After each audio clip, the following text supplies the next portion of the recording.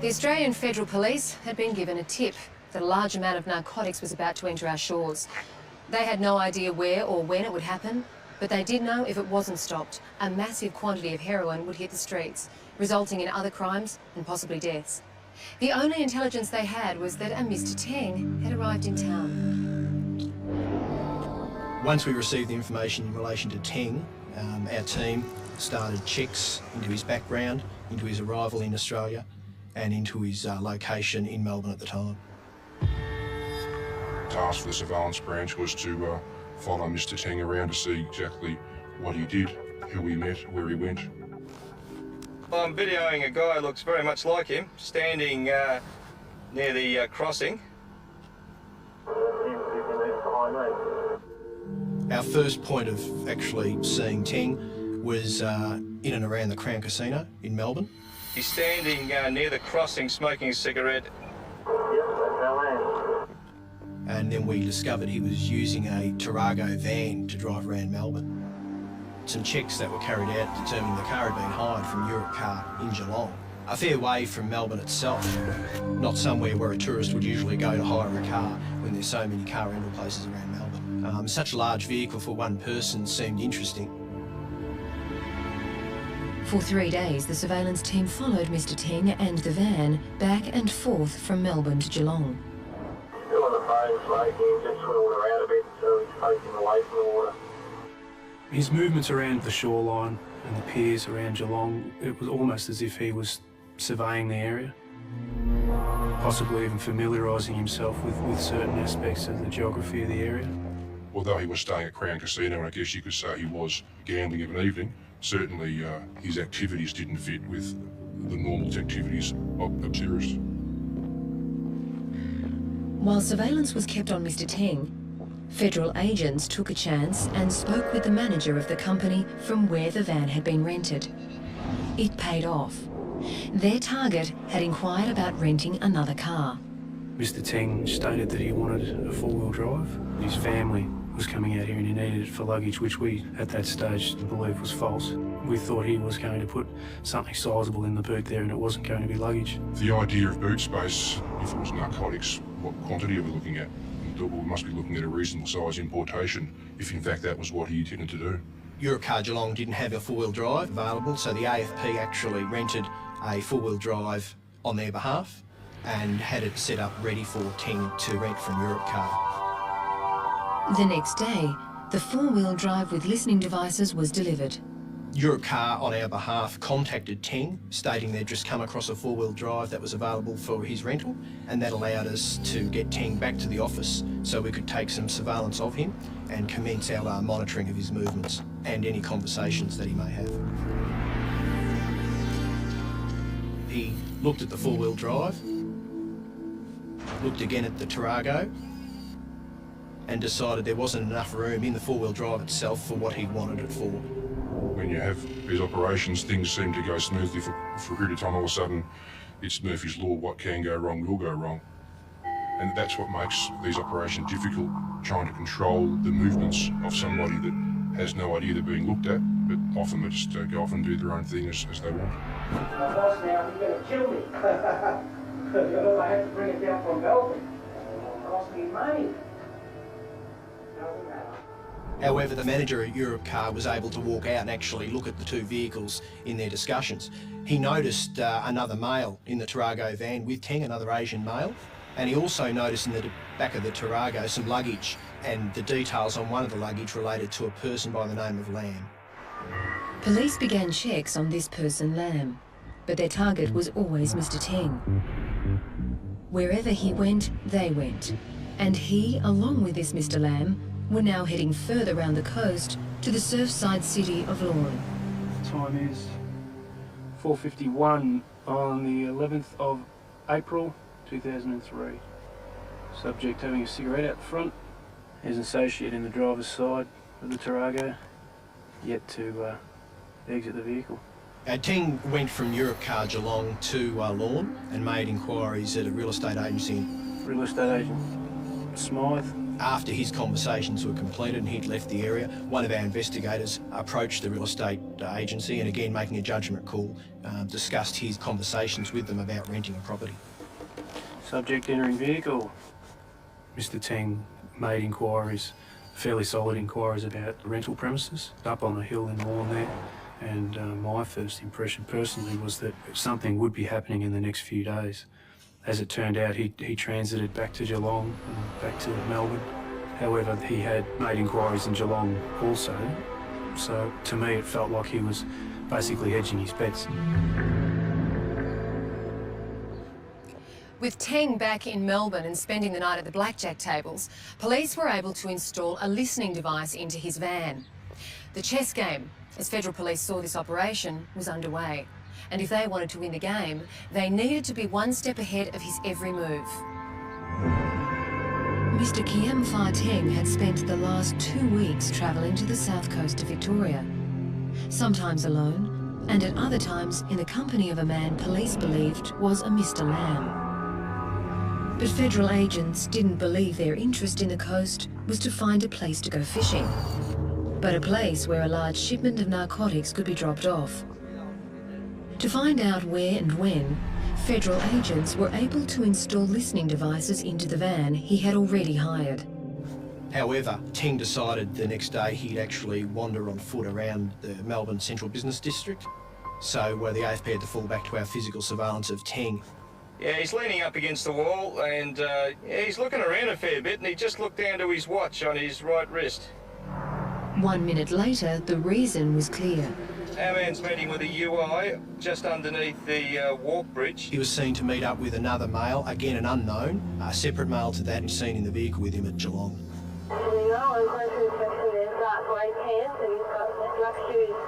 Dark grey pants, black shoes and a long black jacket. They were seen to wander around Melbourne together, to sit down and have lunch or a meal, have a number of deep conversations, and then to utilise a public phone box in the city and to make numerous calls from that public phone box. There was a phone box. Yeah, copy that. Mate, if there's a split here, would you be able to put the UI to a car or some sort of transport? I'll do my best. Fortunately, this unidentified individual stayed with Teng. The two had jumped into the van that had been installed with listening devices, and investigators were now privy to their conversations. They travelled from Melbourne, again down towards Geelong, had a conversation in the vehicle. The second male made comments relating to Teng's involvement in international drug trafficking, and that penalties for the type of activities they were going to be undertaking would in some cases be 20 years and in other cases 5. And this led the AFP to now feel pretty certain that Teng was definitely involved in an imminent importation into Australia of narcotics. On reaching Geelong, the two males walked along the Cunningham jetty. Their conversations in that vehicle led us to believe that would be an area where they'd change over the narcotics at a later stage. There were lots of people around, lots of people carrying things, and that they could basically bleed into the background. They noticed a beach marker in the Cunningham jetty area, 57B, and they actually utilised that as a point where they could meet up and do a changeover. The two men then moved on to Lawn, and the conversation in the car became coded. In relation to the narcotics, they were calling girlfriends. They were talking about picking up the girlfriends, handing the girlfriends on to others, and at the same time that the girlfriends would be delivered by speedboat. We knew there was possibly boats involved.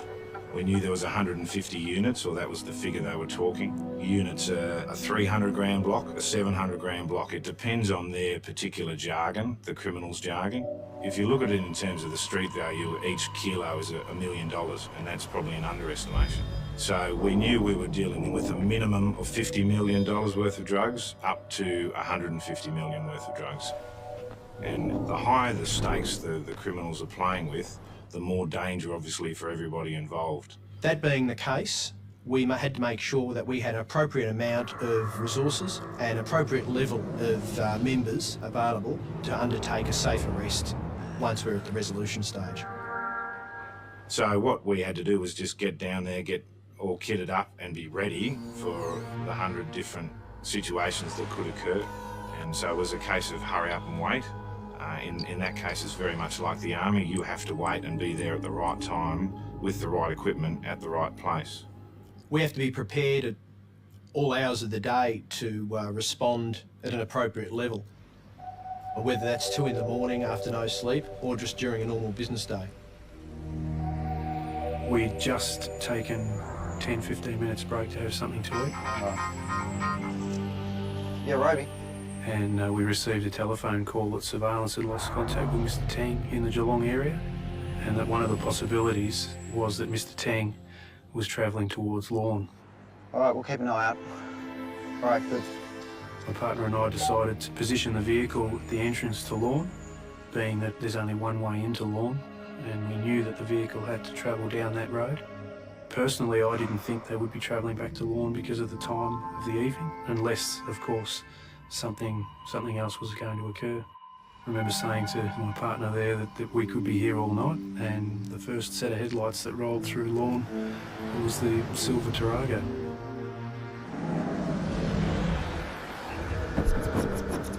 What would normally take an hour to travel from Geelong to Lorne had taken them only half the time. But they didn't stop at Lorne, and Agent Roby and his partner were in pursuit. We were the only 2 cars on the road. I was very wary not to be too close to the back of the Tarago, being the only other vehicle on the road. I made inquiries as to how far surveillance were going to be, and I was told that surveillance would probably be another 15 to 20 minutes behind. My partner and I realised at that stage that if anything significant was happening within the next 15 to 20 minutes, then we'd be the 2 members that would be required to do something. His premonition appeared correct. On the horizon, a boat appeared. A boat that had never been and shouldn't be in Australian waters. At this stage, Federal Agent Chris Roby and his partner were following the Tarago around the Great Ocean Road at fairly high speeds on an extremely bad night. That being the case, we were quickly trying to have other surveillance members move down into the area to assist Chris Roby. We lost sight of the car for a good 2 or 3 minutes around the bluff, and I remember making that turn around the bluff and seeing quite a large ship, no more than a kilometre off the shore, and it was very, very well illuminated. It certainly was some sort of indicator for this vehicle, I'm certain of that. Then the van pulled into a parking area above the rugged coastline and in direct sight of the ship. The occupants of the vehicle were still seated in the vehicle, however their interior light was on, and I could clearly see Mr. Tang in the driver's seat. The headlights were still on, which suggests to me that he could have possibly been marking that spot for members on board that ship to travel to that point. Being the only other vehicle on the road, we had no other option at that stage but to continue past the Tarago. There's nowhere to pull over. So all Agent Roby could do was to make U-turns at certain intervals and drive past the suspects while he waited for backup. The area along the coastline there is extremely isolated and vehicles stand out, especially at that time of the evening. We were quickly trying to assess where we would be able to locate agents and surveillance members to continue physical surveillance of the suspects if the importation occurred. But just as reinforcements arrived, the suspects were on the move. Yeah, 2 out the front talking.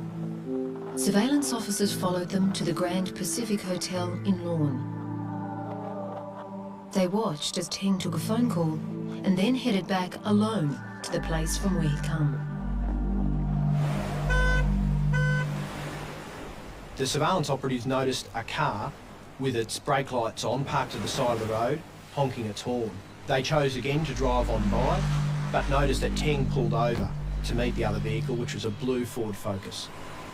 They were able to gather a registration, which the command centre quickly checked, and it had been rented to a male by the name of Lamb, confirming that the first unidentified male was now back in the picture. Knowing that the ship was so close to the shoreline and seemingly anchored, we were pretty sure the importation would occur at any stage.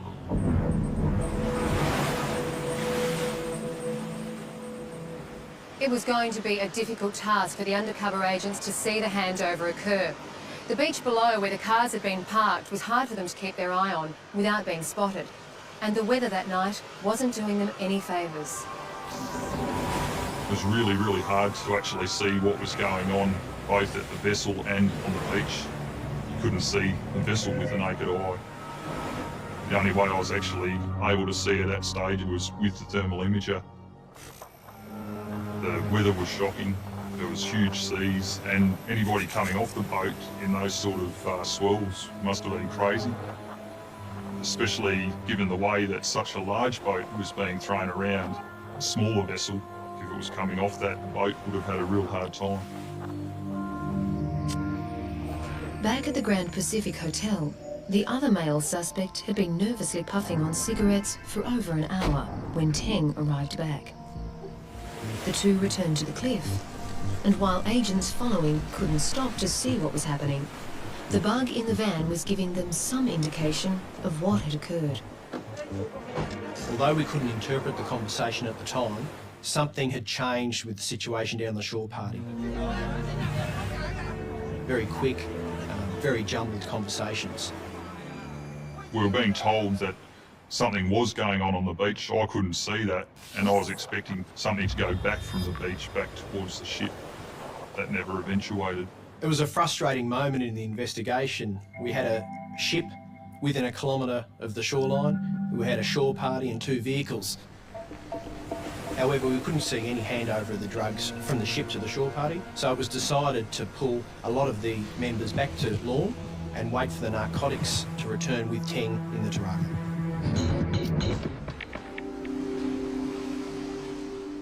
The Tarago returned to the Lawn Hotel and parked in one of the car parks underneath the hotel, and Teng and Lee were seen to head upstairs to their room. At a point after they went into their room, we had a federal agent go into the car park and look into the back of the Tarago. In the Tarago, 2 packages could be seen wrapped in blue tarpaulin-type plastic and fishing net, so we were sure that the narcotics had arrived. We had a lot of options available. We could go and arrest them in the room, but however, that wouldn't show their actual knowledge of the narcotics. We decided to wait until Teng and his companion returned to their Tarago before arresting them, so that they are in possession of the narcotics at the time of their arrest. The problem was, the packages weren't big enough to be 150 kilograms worth, and we'd now lost contact with the blue Ford Focus. Lamb, who had gone in a different direction after the handover, had used anti-surveillance techniques, and the police had to drop off his tail.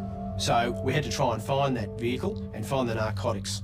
Not only that, they would need to find forensic evidence that would link the suspects to the scene where the handover had occurred, and where the ship that they believed was involved was still anchored. But what they discovered was not what they expected. Dead person.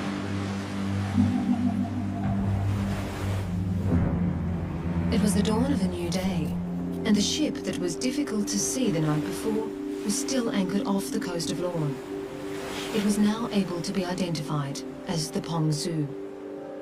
We determined very quickly that the Pong Su had been recently registered to Tuvalu, a small nation in the Pacific, but that its previous origins were from North Korea.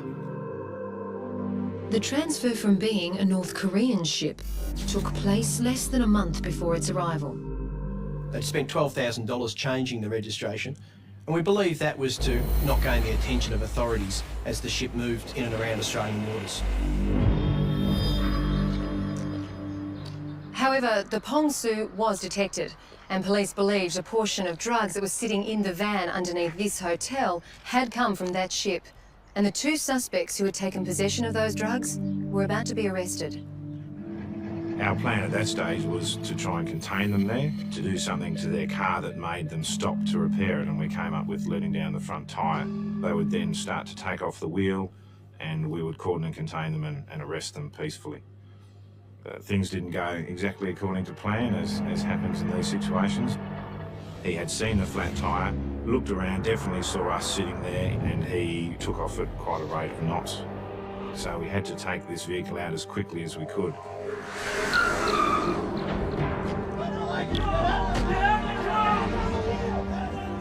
blocked it in so it couldn't move anymore. And then members of the SRS and advanced warrant team surrounded the vehicle and at gunpoint extracted the driver and the passenger.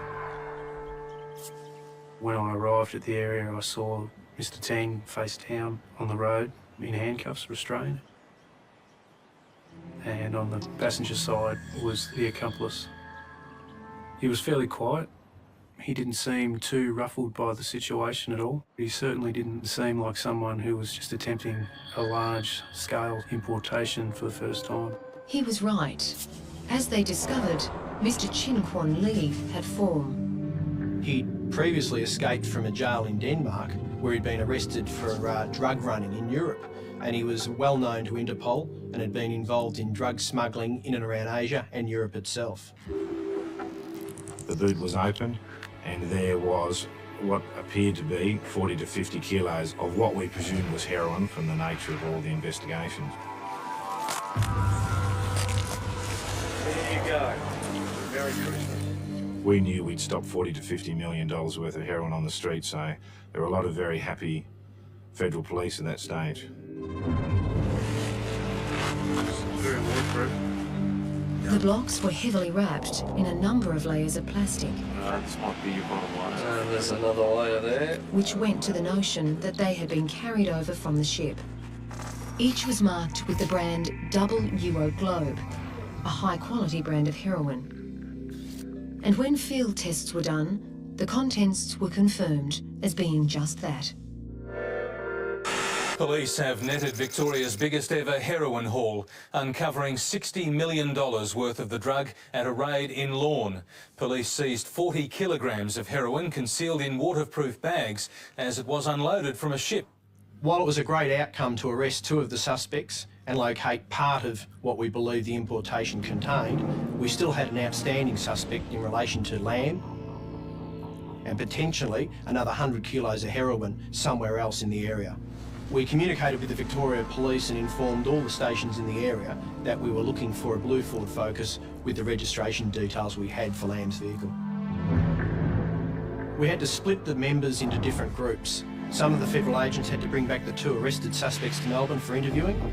Other federal agents had to go and set up a crime scene where the importation had occurred so that we could tie any evidence on the beach back to Tang and Lee and the actual vessel that was still offshore at Boggley Creek. Yeah, I was surprised that it was still there. However, they obviously had a reason to hang around, and we could see that the people around the bridge area were actually looking back to shore with binoculars. So we were starting to wonder whether they were actually looking at us. Once they were on the beach, they very quickly noticed an inflatable dinghy.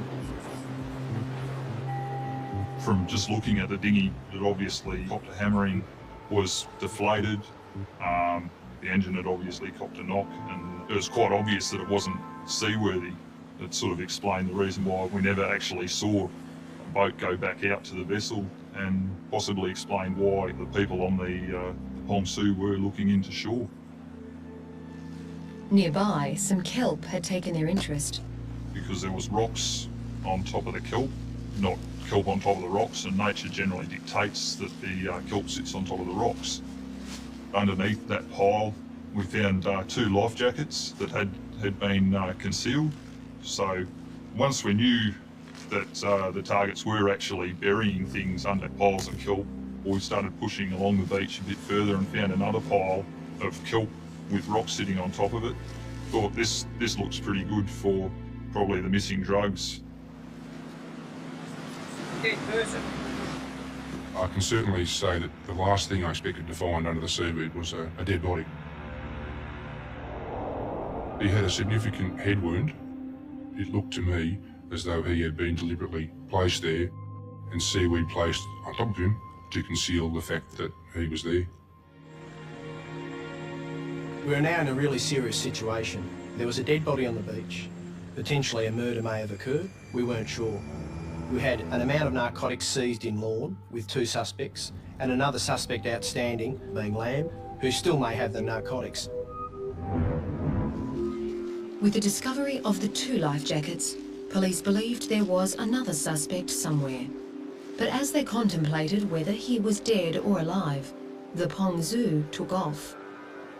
We had a belief that the Pong Su was a vessel involved in the dropping off of the narcotics. We also had a belief that the deceased male may well have been a crew member. We needed to get that vessel into an Australian port so we could have a thorough physical examination of the vessel and treat that vessel as a crime scene as well.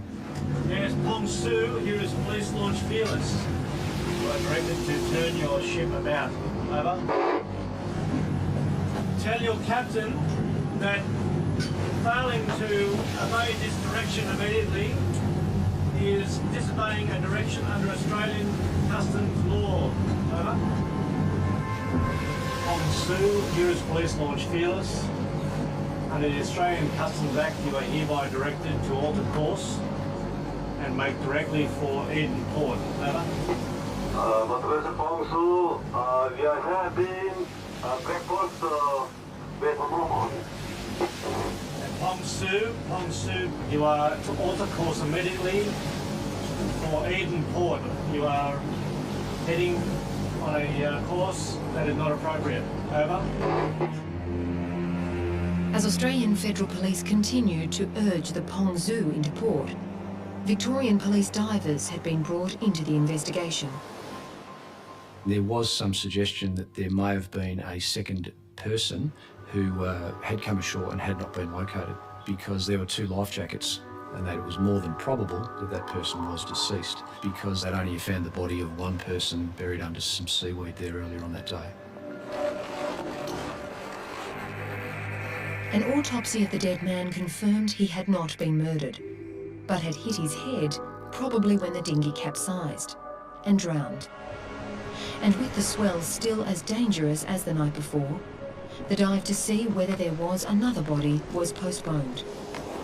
So whilst we were waiting for the seas to abate and the tide to go out, we started to search the sand and the beached area. And whilst we walked along the beach, we found a running shoe that had been washed up in a rock, and it had a paint substance on the sole. We also found a blue plastic bag, and that bag had a tear in the side of it, which led us to believe that there may have been something in it that had since been removed. Whether it had been torn on the rocks or whether somebody had actually cut it, we were unable to determine at that time. Above the area of the beach and just near to where the suspects' cars had been parked the night before, another officer had been searching for evidence. I made my way up to him. We moved through the bush, and about 7 metres from our location, we found a guy laying on the ground. He's laying in a... Not on him, mate, just be right. Yeah, thanks. Like this. Yep. Here. We had a water bottle, half consumed, just there. Yep. We had a brown paper bag, just over here. Okay. When we searched his bag, we found a set of binoculars, we found a torch, we found a phone, some SIM cards, and we found a GPS. The arrested man gave his name as Ta Song Wong, and while police suspected he was a crew member of the Pong Zoo and was directly involved in the handover of the drugs, they needed forensics to prove it. Wong was using a piece of black rubber to hold his pants up, similar to the rubber used to package the narcotics that had been intercepted in Teng's Tarago. These strips of black rubber, like you'd get off the inner tube of a car, had been sliced into strips and just tied around to the bags to keep them shut.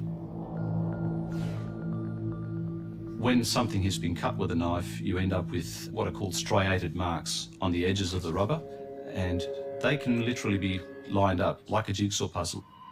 And when Wong's makeshift belt was lined up with the ties from the heroin package, they were a perfect fit.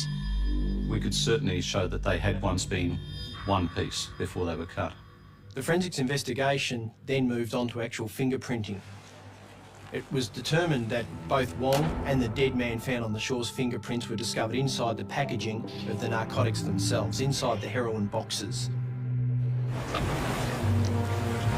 The actual links of the rubber banding and Wong's fingerprints proved that Wong had some involvement in pre-packaging the heroin before it left the Pong Su itself, and that Wong had come from the ship on the dinghy the night before to deliver the narcotics to the shore party. And we also believe Wong was waiting in the observation post or the hide for the ship to come back and rescue him from the shore.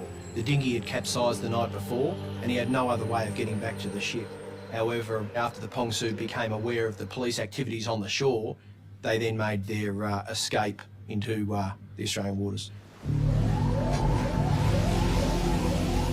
And you are directed under Australian customs laws to return to the Port of Eden, steering a course of 270 for the purpose of boarding.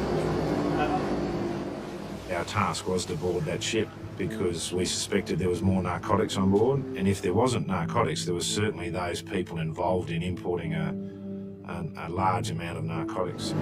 Pongsu, stop your vessel. I repeat, stop your vessel. Now, tactical training to get aboard a ship, when it's stable is one thing, but when it's moving is entirely another.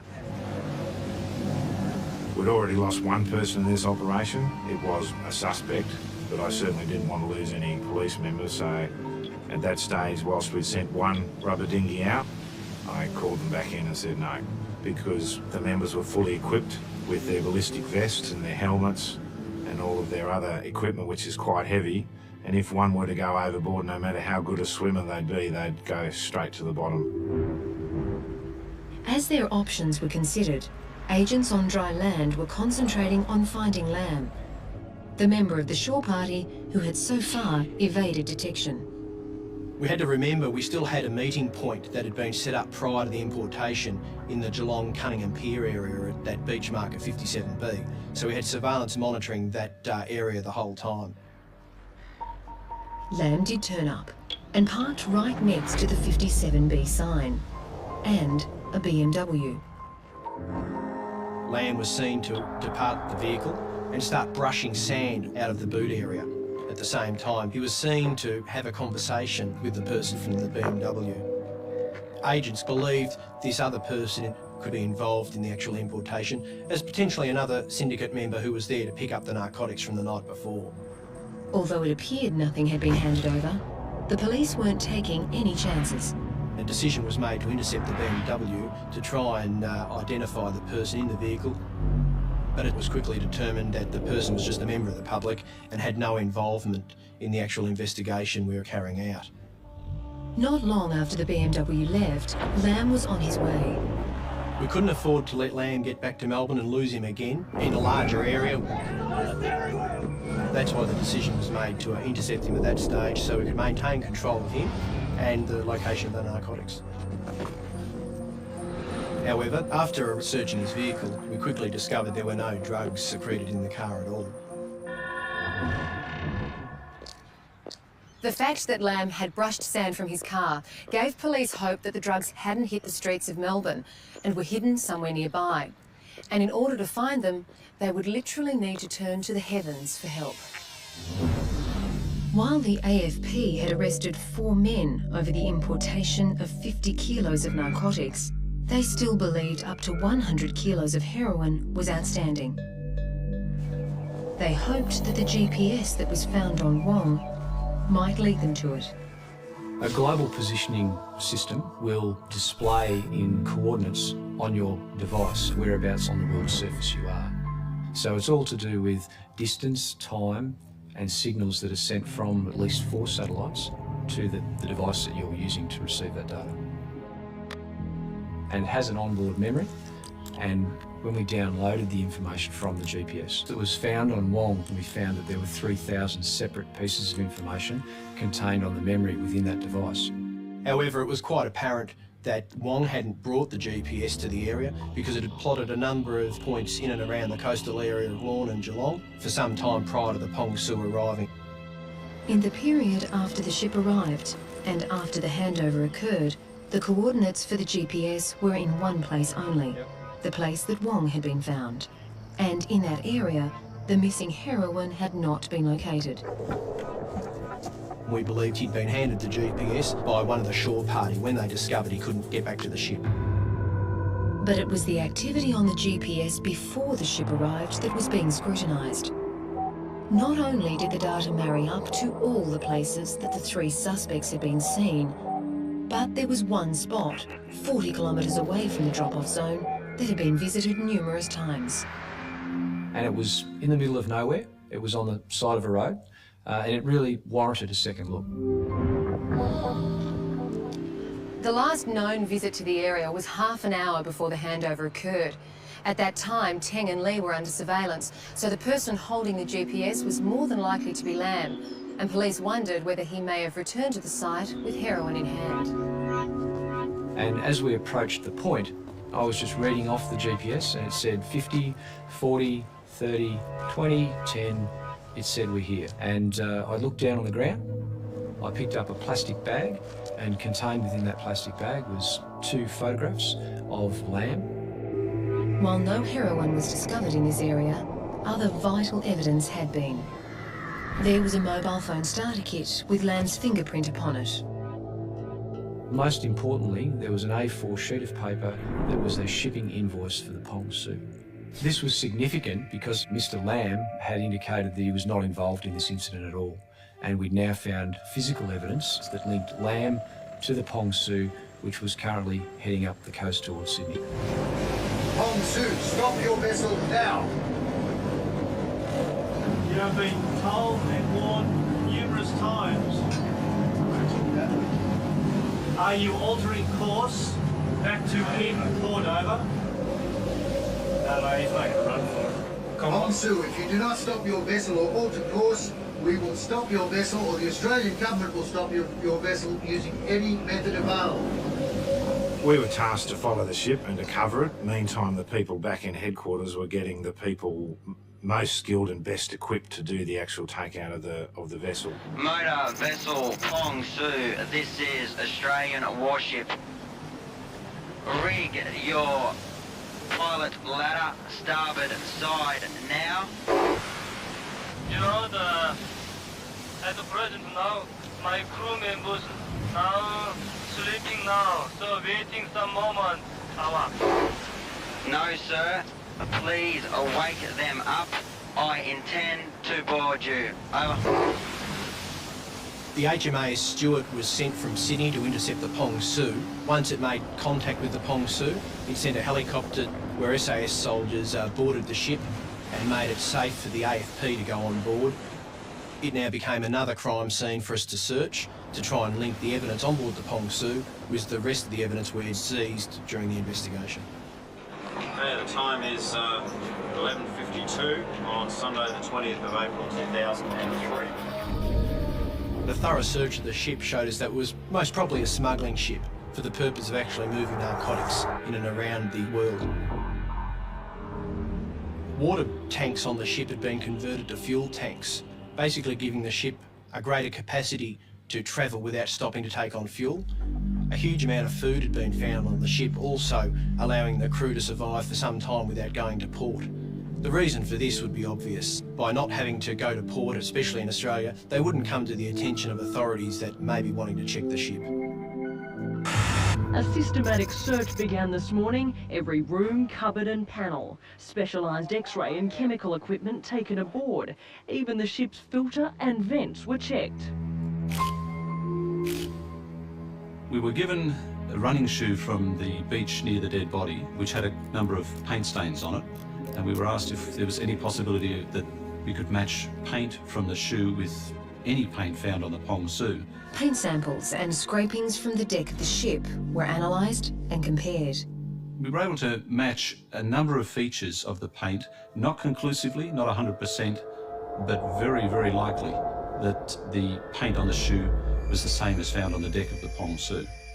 When the dead person was found, he wasn't wearing shoes. So the links between the dead man, Wong, the ship and the shore party continue to grow.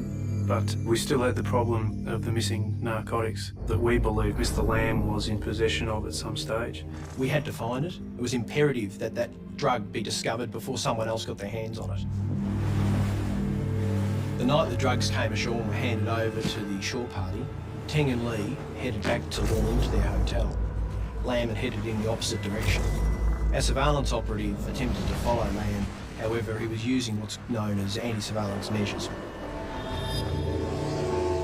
As a result, the agents dropped off Lam, but they knew the direction he had travelled. Now, an extensive search along a 25-kilometre stretch of road and bushland was being undertaken. It took a few days, but eventually we won. We found the drugs in a small trench covered in leaves and other trees. It was obvious that these were the narcotics that originally came ashore with the Pong Su. They had the same wrapping, the same blue tarpaulin, the fishnets, and the black rubber banding to hold it all together. To see those drugs we found and seized was pretty gratifying. It was very, very satisfying to take possession of it and take it out of circulation. The raid on board the Pong Su followed the seizure of 50 kilograms of heroin off Victoria's southwest coast. Another 75 kilograms of the drug was discovered hidden in bushes, a total street value of $164 million. The ship's captain, chief mate and chief engineer were today ordered to stand trial after a magistrate found they were in a position to assist in the drug run. A crew member who allegedly brought the heroin to shore and 3 others accused of collecting it will also stand trial. Teng, Lee and Lam all pleaded guilty to aiding and abetting the importation of a commercial quantity of heroin. Ta Song Wong pleaded guilty to its importation. But a jury found the captain and his 2 senior staff not guilty. Regardless of who surrounding that narcotic importation is convicted, at the end of the day you have to be happy with the fact that we achieved what we wanted to achieve, and that was to stop the narcotics reaching the community. If you look at the figures in 1999 of how many people a year were dying from heroin, it was up to about 1,200 people a year. And now it's back down to around 300 people a year. So we have made a difference. The 4,000-tonne vessel was towed out to sea about 140 kilometres off the New South Wales south coast. An F-111 jet fighter lined up the vessel and bombed it. That syndicate won't be doing that again. That ship won't be doing it again. It's at the bottom of the ocean. So the results were very good. I think it did send a very strong message right around the world that Australia won't put up with this. They say a city forgets, that concrete and traffic and new glass towers bury the past, that the dead are swallowed by the noise. London pretends to move on. But some streets remember, some windows never stop looking back. And in one narrow terrace house in West London, a single bedroom has stayed almost untouched since the winter of 1985, as if time itself refused to cross the threshold. It starts with a light that never went out, a small lamp on a bedside table, beige shade, hairline crack along the edge. Its bulb burned every night for weeks after she disappeared, casting a sickly yellow circle over a neatly made bed no one slept in. Neighbors could see it from the street, through the thin curtains. People whispered. They crossed the road instead of walking past that house. In the local paper, they called it the room of the missing girl. On police files, they gave it a case number. Inside the family, no one dared to say her name above a whisper.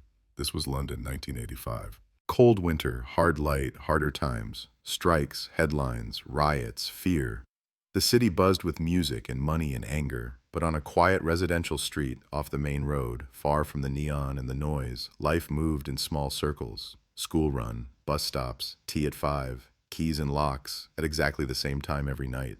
A neighborhood where everyone knew everyone, or thought they did. A place where nothing truly terrible was supposed to happen, until it did. She was 19, first-year art student, dark hair, heavy fringe, habit of hiding her smile behind her hand. People remember details like that. They cling to them when everything else slips. Her tutor said she drew faces obsessively. Her mother said she was always late for dinner. Her younger brother said she promised him she'd buy him a Walkman as soon as she sold her first big painting.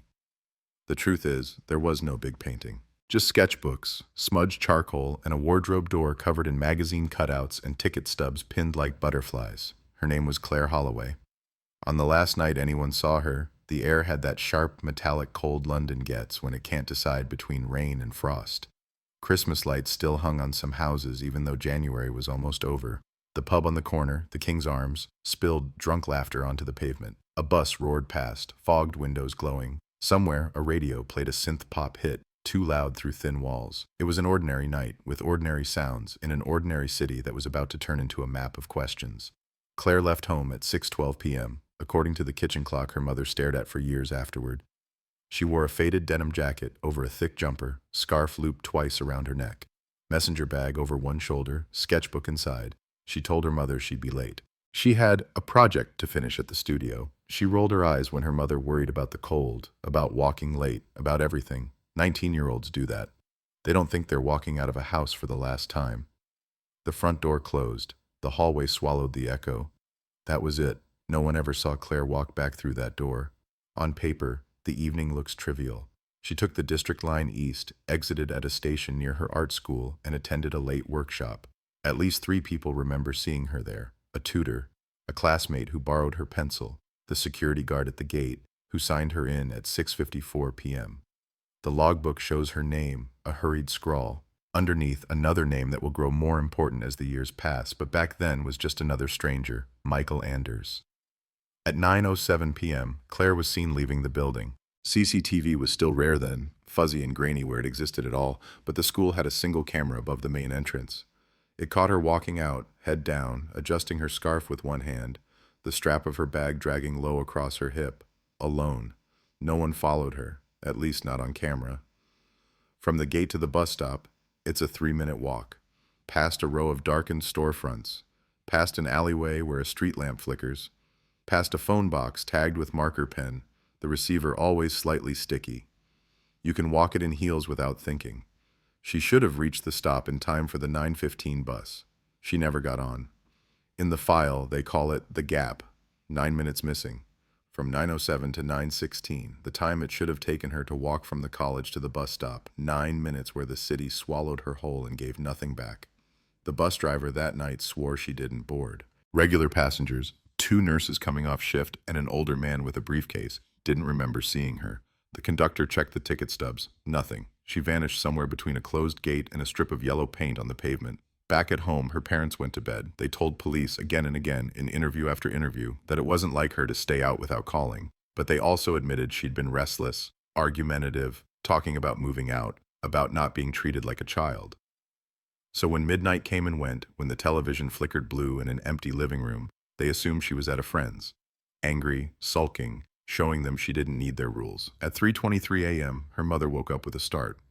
She couldn't explain why, not then, not 10 years later, not ever. She went to Claire's room, opened the door, saw the empty bed and the postered walls and the sketchbook left open on the desk, pencil rolling slowly as if someone had just set it down.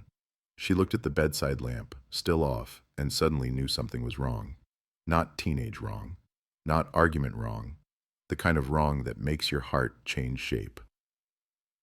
At 3:41 a.m., the first call to police was logged. Missing person, female 19, last seen leaving the house at 6:12 p.m., possibly stayed with friends, possibly not. Just another call on a busy night in a city full of runaways, drifters, girls who decided not to come home.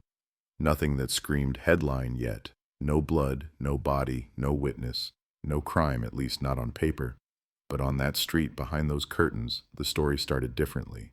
By 9 in the morning, the neighbors had noticed the patrol car. They had seen the officer at the door, the pale mother on the threshold, the father in the background gripping the banister like it was the only thing keeping him upright. People began to talk over garden fences, in corner shops, at bus stops. They used phrases like mat tik bi an, like vanished into thin air, even if they didn't say them out loud. They remembered the Yorkshire Ripper headlines from just a few years before. They remembered the fear. The city had been told that danger was far away, somewhere else. Suddenly it felt close again. Officers started with the basics. They checked the art school, the college bar, the local hospital admissions. They phoned friends and ex-boyfriends. They took down dates, times, alibis. Her room was photographed, every object numbered, a mug with lipstick on the rim, a stack of cassette tapes on the bedside table, a half-written letter to someone called M, ripped from a notebook and crumpled in the bin, carefully smoothed out and bagged as evidence. On the letter, 5 words stood out.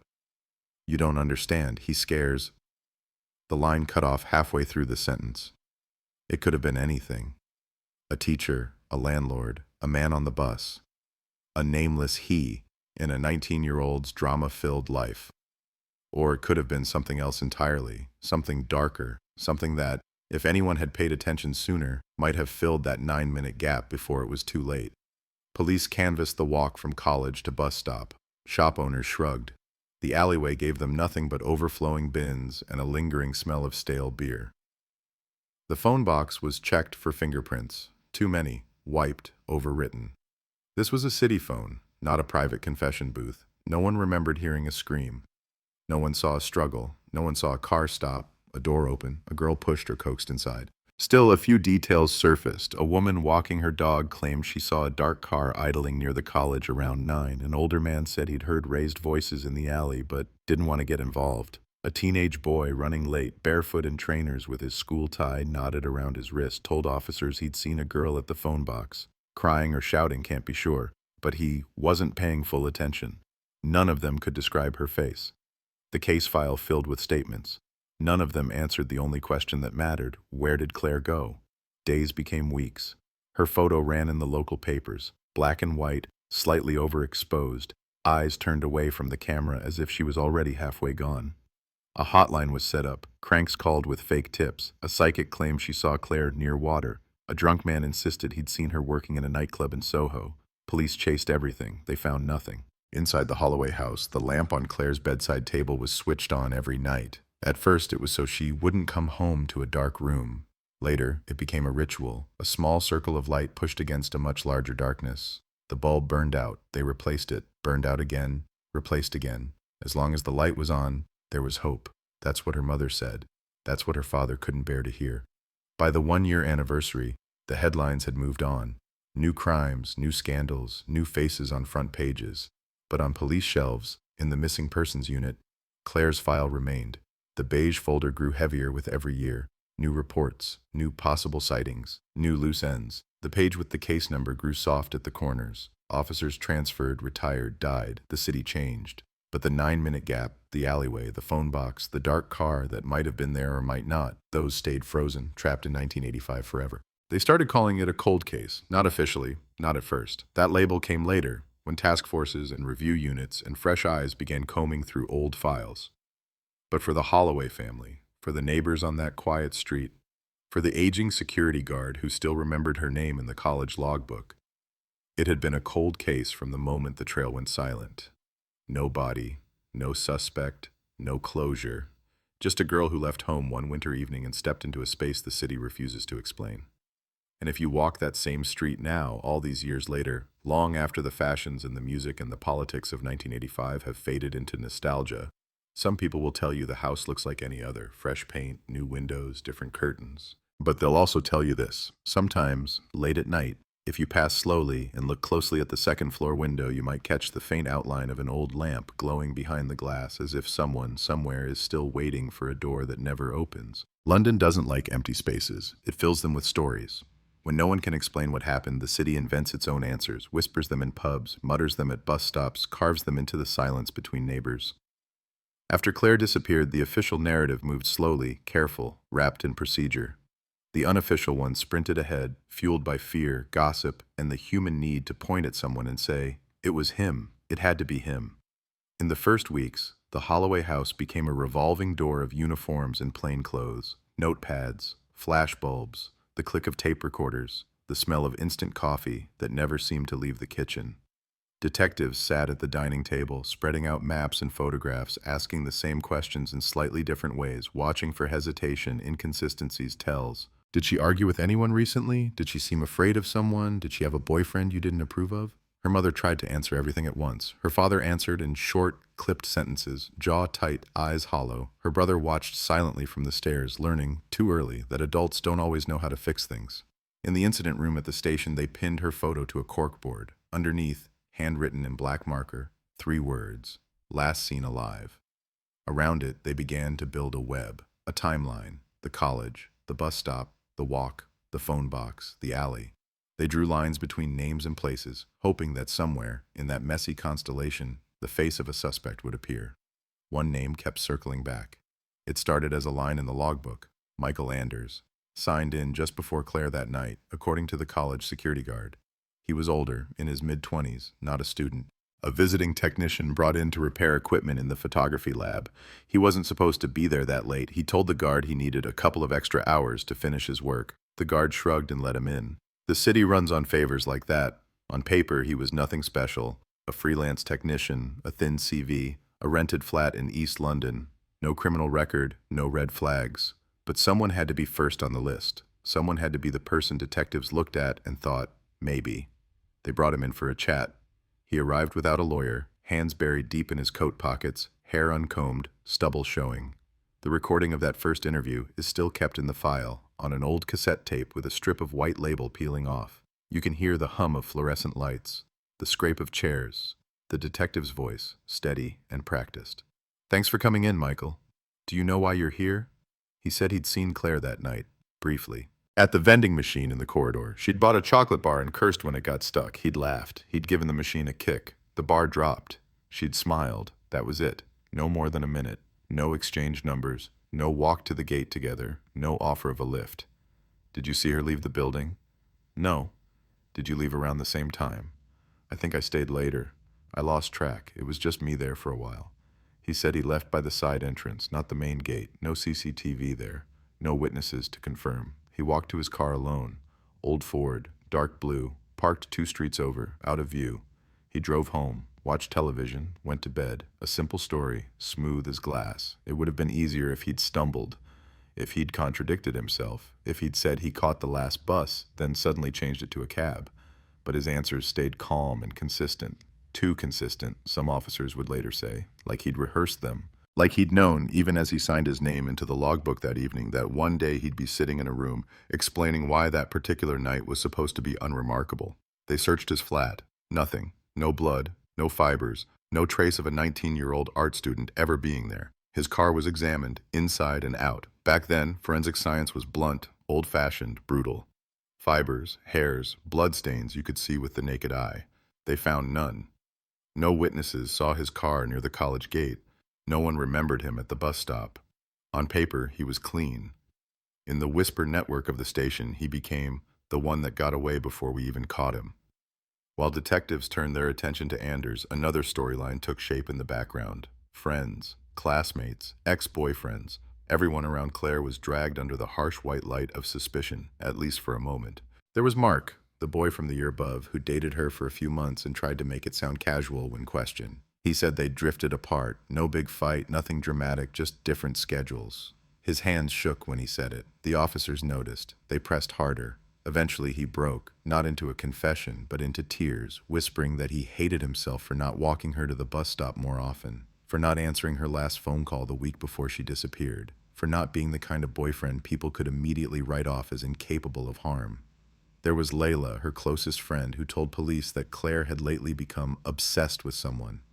Not romantically, fearfully. She talked about a man who wouldn't leave her alone, a figure in the background, a shadow at the gate, someone who always seemed to know where she'd be. When officers asked for details, a name, a face, any concrete description, Layla faltered. Claire hadn't told her. She'd laughed it off, called him the creep, joked about filing a restraining order as if it could never actually be necessary.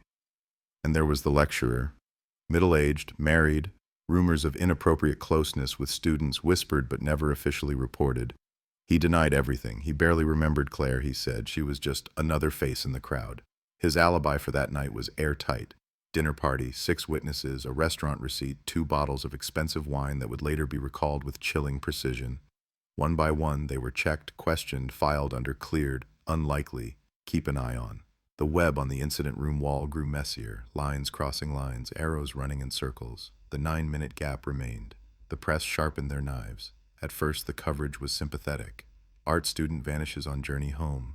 Family pleads for daughter to come home. Soft headlines, sad photographs. But London tabloids have a short attention span and a long appetite. The tone shifted. They began asking why the police had no suspect, why no one had been arrested, why a 19-year-old could vanish in a city blanketed with eyes and ears.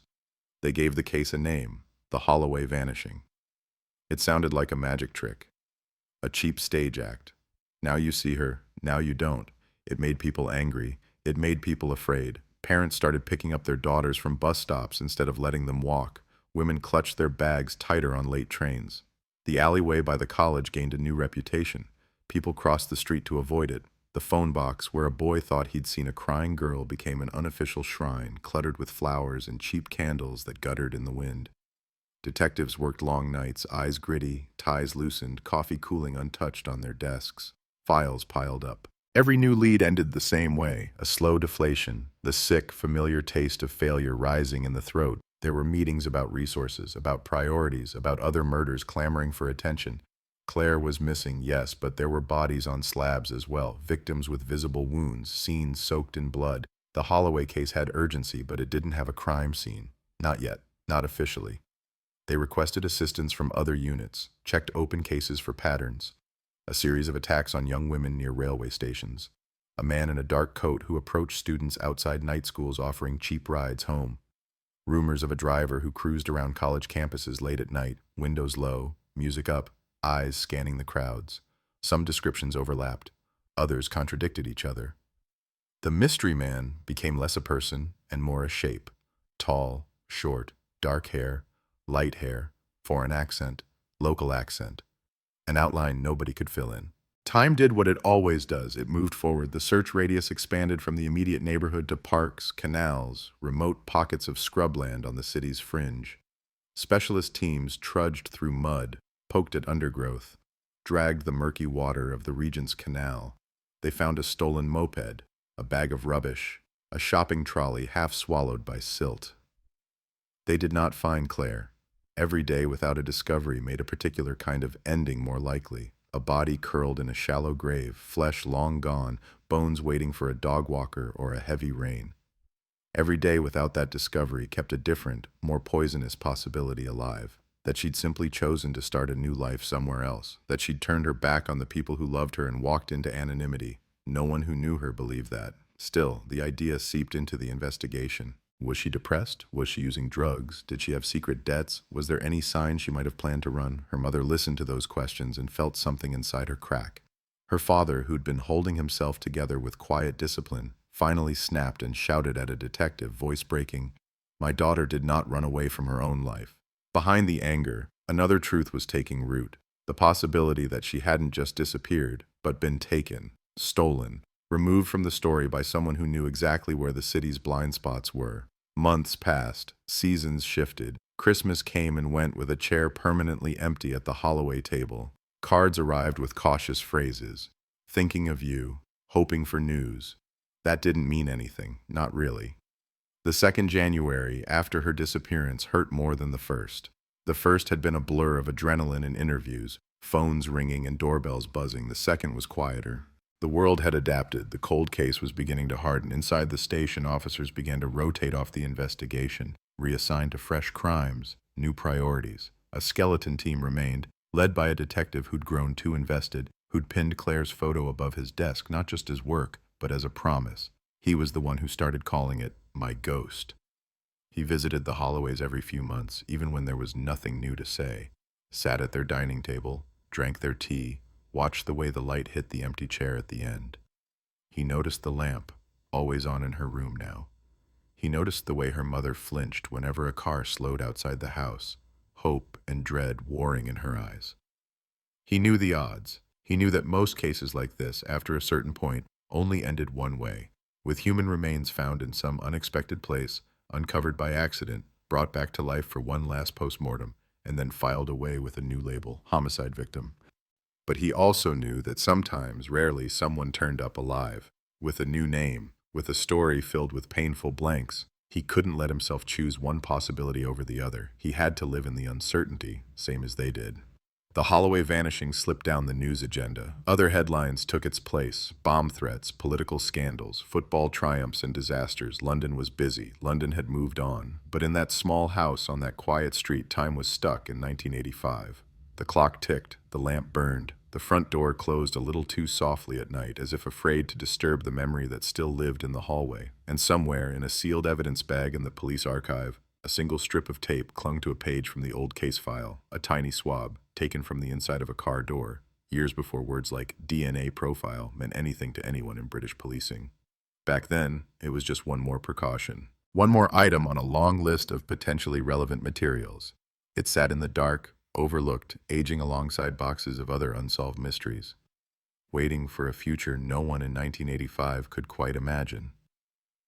A future where the dead could speak without bodies, where the tiniest trace of skin left on a door handle could point, with mathematical certainty, at the hand that once turned it. But in the mid-'80s, they didn't know that. All they had were photographs, statements, untrustworthy memories, and a cold city walking past a missing girl's bedroom window, pretending not to see the light that refused to go out. London keeps its secrets in layers: old bricks, old tunnels, old lies stacked beneath new ones. By the third year after Claire's disappearance, the case had already sunk deep into that sediment. Officially, it was still active, but without significant leads. Unofficially, it had become the kind of file that gathered dust until something terrible forced it open again. But even as detectives moved on, even as reporters found fresher tragedies to print, the Holloway vanishing continued to haunt those who'd brushed against it: officers, neighbors, strangers who'd passed the alleyway on that winter night and now wondered if they'd crossed paths with a killer. The shift began quietly. One rain-heavy morning in late 1987, a call came into the station from a man who refused to give his name. His voice was hoarse, slurred, though not with alcohol, more like exhaustion. He said he had information. He said he knew what happened to the girl from the art college. His breath rasped through the receiver. In the background, a train horn wailed. Then he said 4 words that changed the temperature of the room instantly. She never left the alley. The line went dead. Officers were dispatched within minutes. They canvassed the area, searched the alley again, checked phone boxes within a quarter-mile radius. Nothing. No sign of the man, no fingerprints, no clue. Just the lingering echo of those words. She never left the alley. The phrase ricocheted around the incident room, unsettling even the most hardened officers. Because if it was true, it meant everything they'd been looking for, motive, suspect, body, had once been right under their noses. Teams combed through old photographs of the alleyway, grainy flashlit images, bins, graffiti, a broken bottle, wet bricks, a rusted fire escape ladder. Nothing stood out. But a detective, young, sharp, new to the team, noticed something in one corner of a photograph that older officers had dismissed years ago. A metal grate, half hidden behind rubbish bags. It was small, barely large enough for a person to crawl through, but it led to a disused service tunnel that ran beneath the street. Most of the team rolled their eyes. Another dead end, another bored rookie trying to make a name for himself. But the detective in charge, the one who called Claire my ghost, decided to check it anyway. He didn't believe in coincidences anymore, not after 2 years of chasing shadows. The grate was pried open. Torches were lowered into the narrow opening. The air drifting out was cold and stale, thick with the smell of damp brick and forgotten decades. Officers dropped down one by one, boots splashing softly onto the wet floor. The tunnel was narrow, low-ceilinged, its walls beaded with moisture. Pipes ran overhead, humming faintly. In the torchlight, dust swirled like drifting ash. They found nothing, no scraps of clothing, no traces of blood, no indications that anyone, alive or dead, had ever been dragged through that cramped corridor. Every step they took kicked up sediment that hadn't been disturbed in years, maybe decades. Whatever the anonymous caller had meant, it wasn't this. The alley had given up nothing, but the tunnel left an impression: claustrophobic, suffocating, strange. A place where the city breathed through hidden lungs. A place where anything could have happened without a single person upstairs hearing a sound. When they filed out of the tunnel, the sky had darkened. Rain was falling, steady and cold. The detective in charge stared at the bricks, at the wet imprint of the grate lying on the pavement. Something in his expression tightened. He didn't say it, but others thought it too. Someone out there knew this case intimately, knew enough to needle the investigation, knew enough to wound the family all over again. The call was logged and filed, like everything else. The following month brought a new twist. A woman named Fiona Marks walked into the station, trembling, hands tucked under her arms, as if protecting herself from a memory she didn't want to touch. She said she'd been walking home on the night of Claire's disappearance. She remembered the cold, the flickering street lamp, the sound of something metallic clattering on concrete. But she hadn't spoken up back then because her husband told her it was none of her business. Now newly divorced and suddenly brave enough to revisit the past, she said she'd seen a girl near the phone box. She couldn't be certain it was Claire. She remembered only the silhouette, slender, head bowed, one hand pressed to her ear as she spoke urgently into the receiver. But what struck Fiona most, what kept her awake for months afterward, was the figure standing a few meters away. A man, tall, coat collar turned up, watching the girl, not moving, not speaking, just watching. When Fiona walked past, the man had turned away, hiding his face behind a scarf. Her statement was chilling, but maddeningly incomplete. No face, no distinctive clothing, no clear time, just another ghost in a city full of them. They took her statement, thanked her, filed it into the case. Still, something about her trembling sincerity dug into the detectives like a splinter. A girl on the phone. A man watching from the shadows, a sudden disappearance, the pieces fit too neatly, but neatness doesn't solve cases, and the truth was still buried somewhere. London didn't want to give up easily. As 1988 bled into 1989, the Holloway case drifted. Resources thinned, officers rotated. Some still cared deeply, others, worn down by years of failure, treated it like an obligation they didn't dare to abandon but no longer believed in.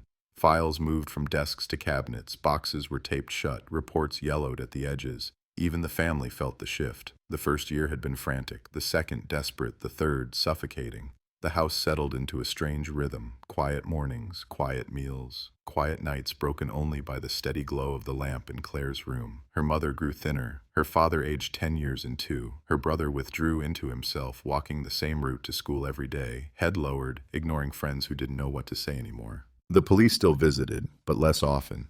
Phone calls came every few months instead of weeks. Reporters stopped knocking. Even the tabloids, hungry as wolves, found new carcasses to feast on.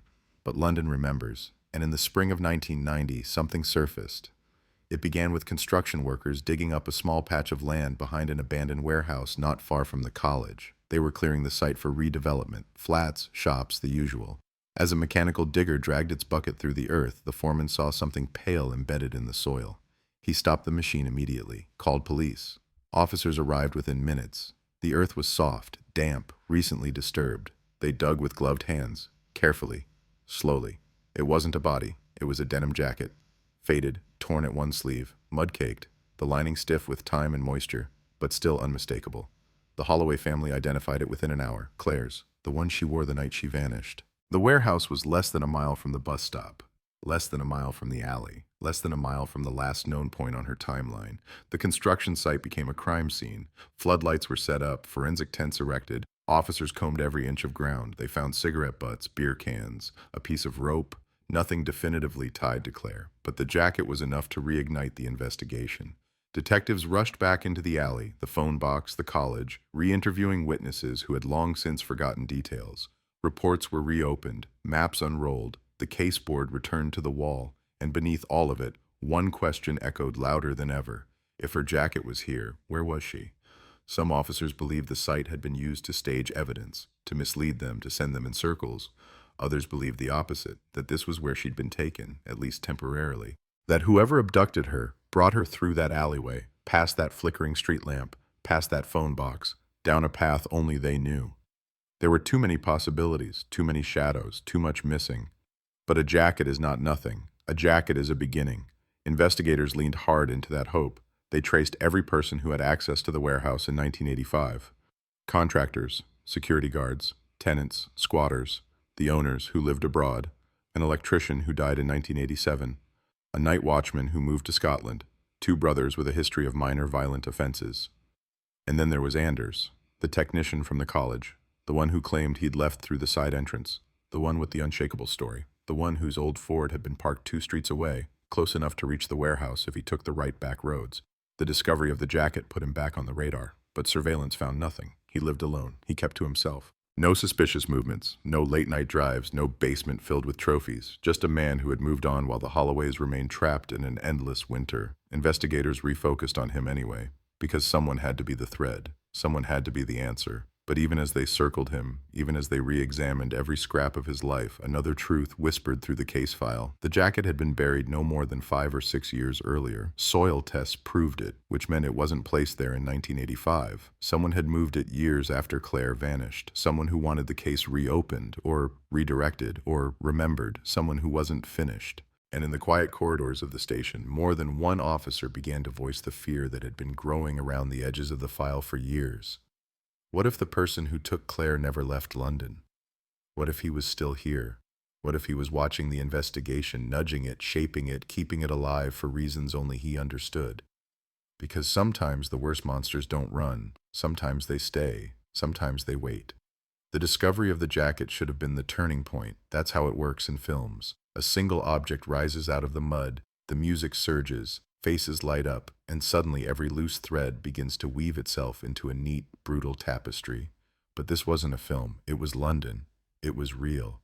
And real cases don't pivot on cue. They lurch, they stall, they drag everyone with them into dead ends and blind alleys. For a few months, though, it almost felt like the story might break. The crime scene behind the abandoned warehouse stayed cordoned off far longer than the developers liked. Blue and white tape fluttered in the wind. Forensic tents glowed at night like small, artificial moons. Officers came and went in paper suits, carriers cradled in gloved hands. The local press circled, photographing anything they could, zooming in on every shovel of earth as if they might catch a glimpse of a secret the police were missing. The Holloways were called in to confirm the jacket. It was brought to them sealed in clear plastic, the denim crinkled, damp stains blooming across it like bruises. Her mother didn't need long, her fingers pressed against the plastic as though she might smooth the fabric through it. There, on the left cuff, was a small cigarette burn she remembered scolding Claire about. There, inside the collar, her initials, CH, stitched in red thread from a cheap sewing kit. She didn't cry, not at first. She just stared at it and said, in a voice that sounded like it had been left out in the rain too long, "So she was cold." Her father asked the only question that mattered. Where was this when we were still in time to save her? No one in that room could answer him. In the incident room, the board filled up again. New maps, new photographs, the warehouse site joined to the old alley with a thick black marker line. It took 7 minutes to walk it at a normal pace. Less if you knew the shortcuts. Someone had walked that route once, a long time ago, with a jacket in their hands and a girl who no longer needed it. They went back through every witness statement from 1985 with fresh eyes. Who had access to the warehouse? Who knew the land would stay undisturbed for years? Who knew exactly how far from the road you could go before headlights no longer reached you? The list of names wasn't long. The brothers with the violent histories were interviewed again. One was in prison now for an unrelated assault. He swore he'd never seen Claire. The night watchman who'd moved to Scotland was dragged back down in a police car, blinking in the milder southern light, and questioned for 15 straight hours. He said the building was dead at night. He said if anyone had brought a girl there, he would have heard. He said he'd have done something. They brought Anders in again.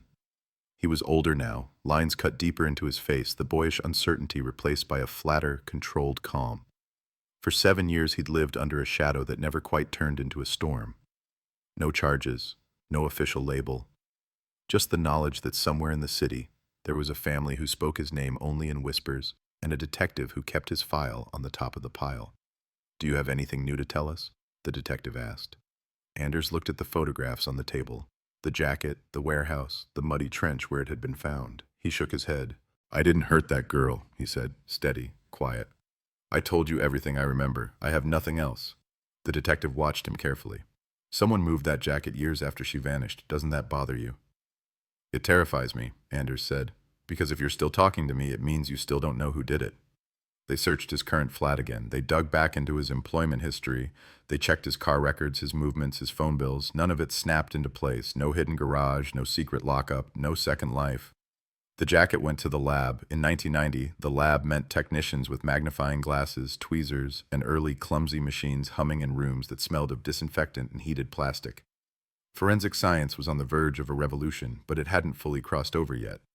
DNA profiling was talked about like science fiction in most canteens, a neat trick being used to crack a handful of headline cases. Not for an old missing person file with one dirty jacket and a single aging swab from a car door locked away in storage. They tested what they could: fibers, soil samples, traces of hair. The jacket had been underground too long, soaking up years of rain and rot. The results were mostly negative. One partial print on a button, too smudged to be usable. One unidentified hair that could have belonged to anyone. Nothing conclusive. Nothing you could walk into court with. Nothing a jury would hang a conviction on. "We're getting closer," they told the Holloways anyway. Because what else do you say to people who've spent nearly a decade waiting for a knock on the door that brings something other than silence and apologies? "Closer to what?" her brother asked. He was a man now, taller than his father, voice deeper but eyes still carrying the same 12-year-old's stunned blankness. "A grave or a name?" "Hopefully both," the detective said, and hated himself the moment the words left his mouth. The case rolled forward on momentum and stubbornness alone. The city changed around it. The music shifted from synths to guitars to dance beats. New skyscrapers rose over old streets. Thatcher left Downing Street. Football stadiums modernized. Underground trains were graffitied, cleaned, graffitied again. Somewhere in all that noise, the Holloway vanishing remained, like a stubborn stain that refused to be washed out of London's memory. Every few years, the file was reviewed, sometimes because a new officer wanted to prove themselves, sometimes because a similar case popped up and someone muttered, "Doesn't that sound a bit like that art student one?" Each time hope flickered, each time the paperwork was shuffled, the witnesses recontacted, the maps refolded, each time the same dead ends waited. In 1995, an article in a Sunday magazine revisited the case, dressing it up in long sentences and moody black and white photographs. It called Claire London's forgotten daughter. It called the alleyway a wound that never healed. It talked about advances in DNA, about new possibilities, about old evidence that could now be re-examined with cutting-edge techniques. The detective, grayer now, slower on the stairs, still with her photo above his desk, tore the article out and took it straight to his superintendent. "We still have that swab from Anders' car," he said. "And the swab we took from her hairbrush. We didn't know what to do with them back then. Now we do." Budgets were discussed. Priorities weighed. But the tide of policing had shifted toward this new science. High-profile cases had already been cracked with microscopic traces. Cold killers were being dragged into light by genes and statistics instead of confession and coincidence. The Holloway file was small compared to some, but it had a face the public recognized and a detective who wouldn't let it sink. The samples were sent away. Weeks passed. The lab, drowning in evidence from across the country, moved at its own indifferent pace. The Holloways weren't told about the tests at first. It was better, the detective decided, not to raise their hopes unless there was something solid to hold on to. He had watched too many false dawns break in that house. Then the envelope arrived. The report was short, efficient, clinical, the kind of language that tried to hide the weight it carried. The hairbrush profile was incomplete, too degraded, too old. The swab from the car door was worse, contaminated, they said, handled too many times under conditions that would make any modern lab technician wince. There were overlapping genetic traces, too muddy, too compromised. One might have been Claire, one might have been Anders. One might have been any officer who'd touched the evidence in 1985 without gloves at a time when that was still considered acceptable. Inconclusive.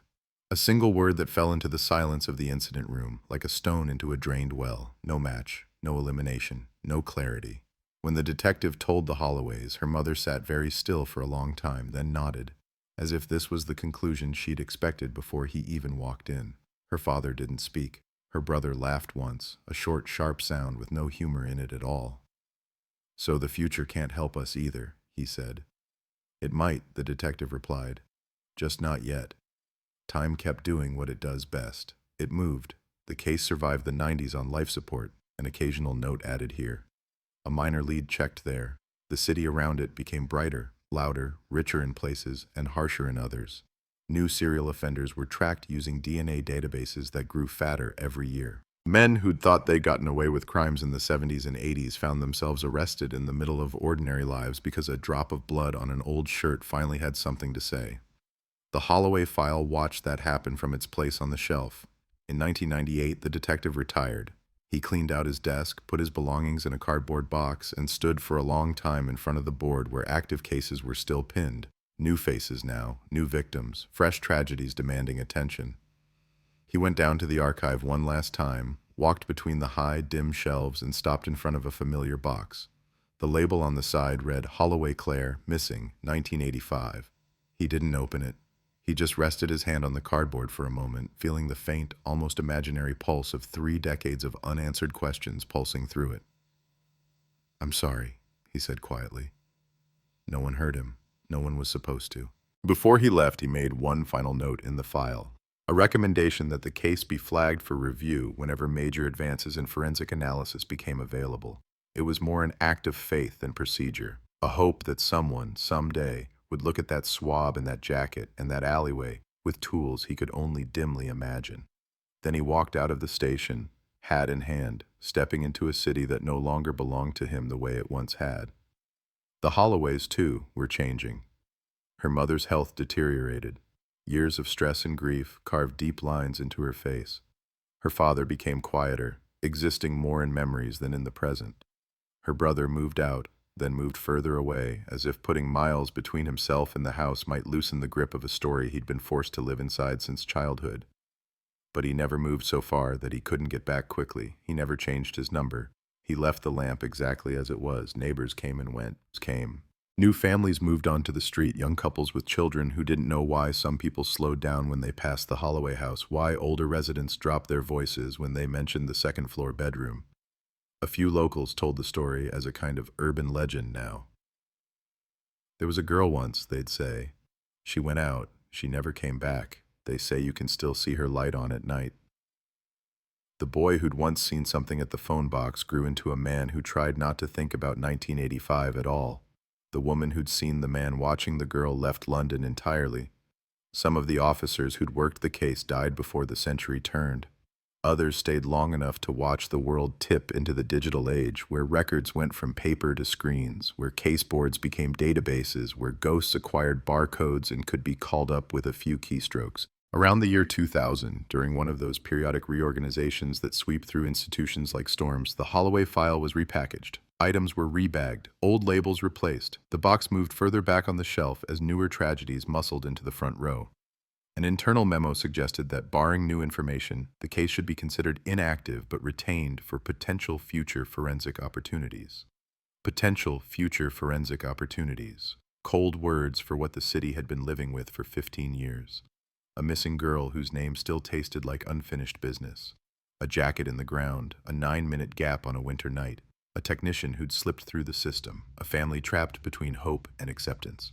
And somewhere out there, in a rented flat or a quiet suburb, or perhaps just a memory fading from other people's minds, a man who still knew exactly what happened between 9:07 and 9:16 p.m. one January evening in 1985. A man who had walked away from an alleyway, closed a car door, wiped his hands on a sleeve, and merged back into London's endless crowd.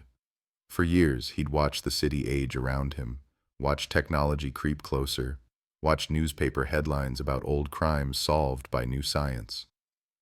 Maybe he believed he'd been clever enough, careful enough, lucky enough to outrun all of it. Maybe he checked the mirror a little more often, wondering when the past would finally stop staring back. Because cold cases don't really die in this city. They just wait for the right question, the right machine, the right set of eyes to come along and ask them differently.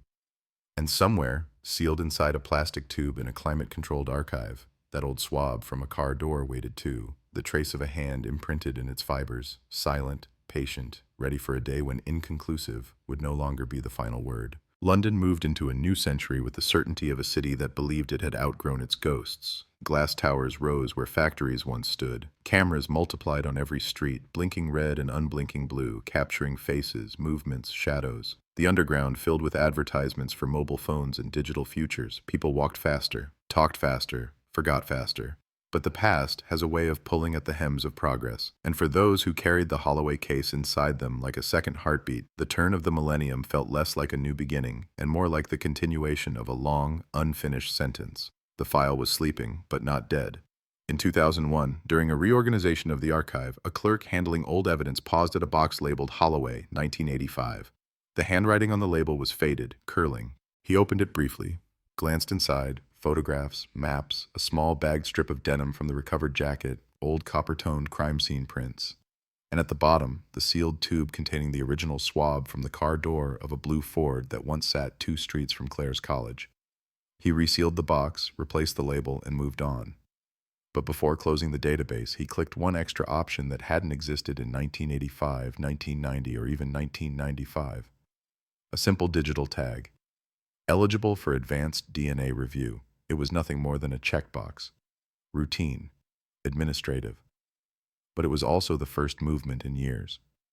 A faint shift, like the ground stirring under long-settled dust. No one knew it yet, but the Holloway case was beginning to surface again. Meanwhile, life outside the archive went on. Claire's mother passed away quietly one spring morning, holding her husband's hand in a hospice that smelled of antiseptic and lavender.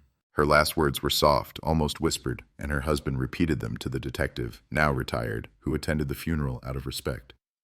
She said she dreams of her walking through the door, he told him, voice unsteady. She said she's smiling, she's warm, the lamp is still on. Her father didn't speak much after that. Her brother tried to take care of him, visiting weekly, then daily. He cleaned the house, he refreshed the flowers, he checked the mail, he left the lamp on. The neighbors watched from behind curtains, unsure whether to offer sympathy or distance. The family had lived with the same nightmare for so long that grief had become a kind of wallpaper, present, familiar, impossible to remove. In another part of London, far from that quiet street and its silent bedroom window, the man once known as the prime suspect lived a life that appeared remarkably ordinary. A job in a repair shop, a small rented flat, a bike he rode to work, supermarket receipts tucked neatly into drawers, no criminal record, no suspicious calls, no late-night movements that would prick the attention of any passing patrol. But people who know they're being watched, people who have tasted the electric wire of suspicion, move differently, they breathe differently. They become students of their own shadows. In the privacy of his flat, when he thought no one could see him, once every few years, when the news mentioned breakthroughs in forensic technology or the arrest of some long-hunted killer, he would sit very still. He would turn off the television. He would listen for sounds outside the door. A footstep, a knock, a breath held by someone waiting. Then he would wait for his heart to slow. His name was hardly spoken anymore, not even in the station, where new officers only knew the Holloway case as a cautionary tale, a reminder that not all mysteries are solved in tidy arcs, but time has a way of playing tricks. Fresh eyes see things older eyes stopped looking for long ago. In 2002, a young analyst, sharp, meticulous, and unburdened by decades of disappointment, found the Holloway file while scanning the archive for cold cases eligible for advanced DNA retesting. She noticed the old swab, she noticed the jacket, she noticed the note left behind by the retired detective. Reevaluate when technology permits. Technology now permitted. She filed the request. Her supervisor approved it. The swab was sent to a modern lab equipped with machines that could read genetic material the way a composer reads music. The jacket was tested again too. Every thread, every stitch, every stubborn grain of soil that had resisted the first round of analysis. They were thorough. They were patient. They were precise. What they found wasn't a breakthrough, but it was enough to make the walls of the station shift. A partial profile, stronger than the old one but still incomplete, emerged from the swab. Not enough to identify someone outright, but enough to run against a growing national database, enough to rule people out with mathematical certainty, enough to narrow the field of ghosts. The test eliminated several old leads. It eliminated the night watchman. It eliminated the brothers with the violent records. It eliminated the lecturer with the dinner party alibi once and for all. The technician's name stayed in the maybe column, not a match, not eliminated, just hovering. The analyst frowned at the report. "This isn't clean," she said, "but it's clearer than before." Clear enough that she attached a fresh note to the digital file. Recommend re-interviewing surviving witnesses. Subject, Anders. And just like that, after almost 2 decades, the circle tightened again. Detectives, new ones now, young, ambitious, and hungry for a legacy, began combing through everything with a modern mindset. They digitized statements, they enhanced old photos. They mapped Claire's last known movements with software that didn't exist when she vanished. They compared her case to other disappearances in the 80s and 90s that shared eerie similarities. Young women, short walks, small windows of opportunity. A pattern began to form, faint, blurred, but a pattern.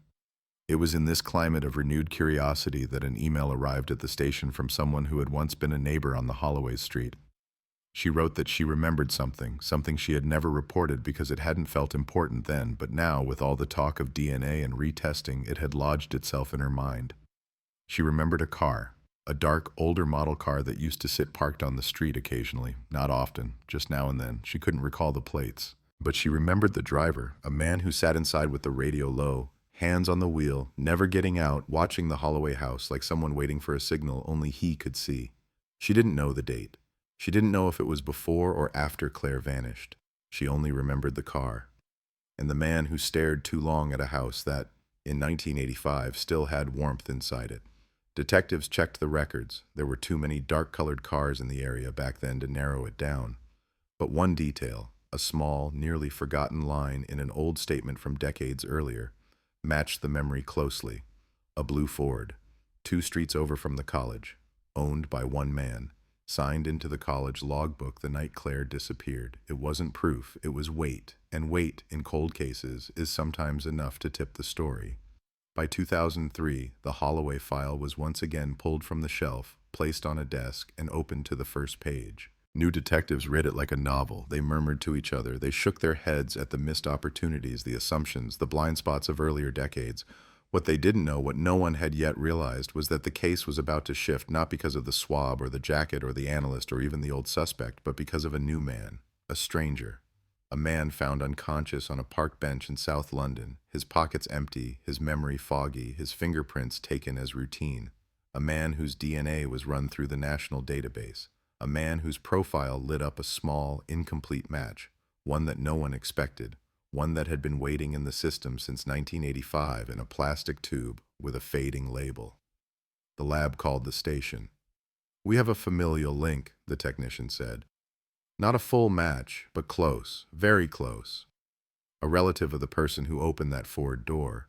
A relative of whoever touched Claire's life in her final moments. Not the killer, but someone connected to him by blood." And for the first time in almost 20 years, the Holloway case inhaled sharply, like lungs filling after a long, suffocating sleep. The first breath of something that would soon become a storm. It didn't look like a storm at first. It looked like a printout. A sheet of paper slid from a machine in a quiet forensic lab, numbers and letters marching across it in neat black lines. To most people, it would have been meaningless. To the technician reading it, it was a whisper from a past everyone had assumed was done talking. The profile from the man on the park bench, unknown male, mid-40s, found unconscious, no ID, didn't fully match the old swab from the car door. But it brushed up against it, sharing enough genetic markers to say something simple and devastating. This man was closely related to whoever had once gripped that Ford handle on a freezing night in 1985. Father, son, brother, half-brother, uncle, the machine didn't care which, it just made the connection and spat it out. The technician stared at the printout for a long moment, then lifted the phone and dialed the number for the cold case unit. "You're going to want to see this," she said. In the station, where the Holloway file had become a familiar weight and a recurring disappointment, the news dropped like a stone in water. Ripples spread in widening circles. Old names were pulled up on screens. The retired detective's notes were reread. The logbook from the art college was scanned again as if the letters might rearrange themselves and confess.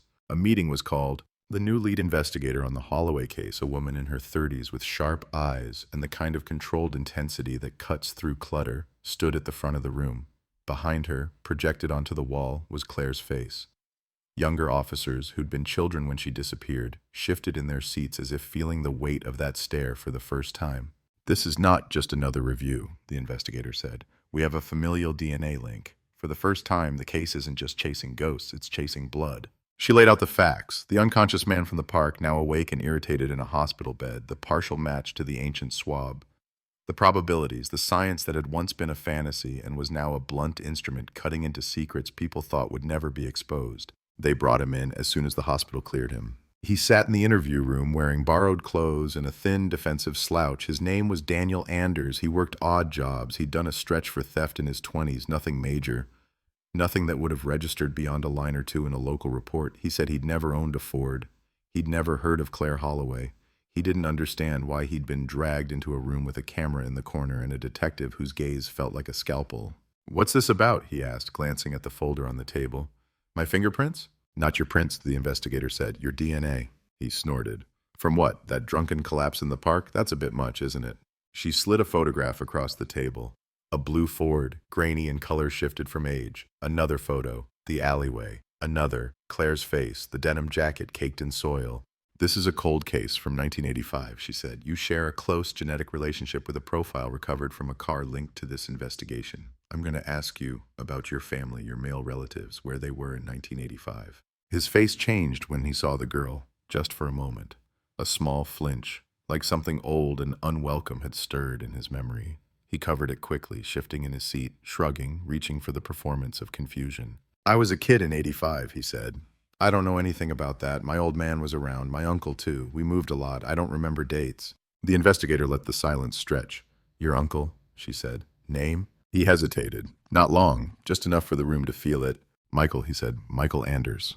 The name hit the table with the weight of 20 years. The retired detective had repeated it so often it had worn grooves into his tongue. The young analyst had stared at it on her screen. Officers had scribbled it in notebooks, written it on whiteboards, whispered it at coffee machines. A name that had ruled the maybe column for decades. A name that had never quite gone away. "He used to do technical work," Daniel added reluctantly. "Cameras, electrics, that sort of thing. Haven't seen him in years."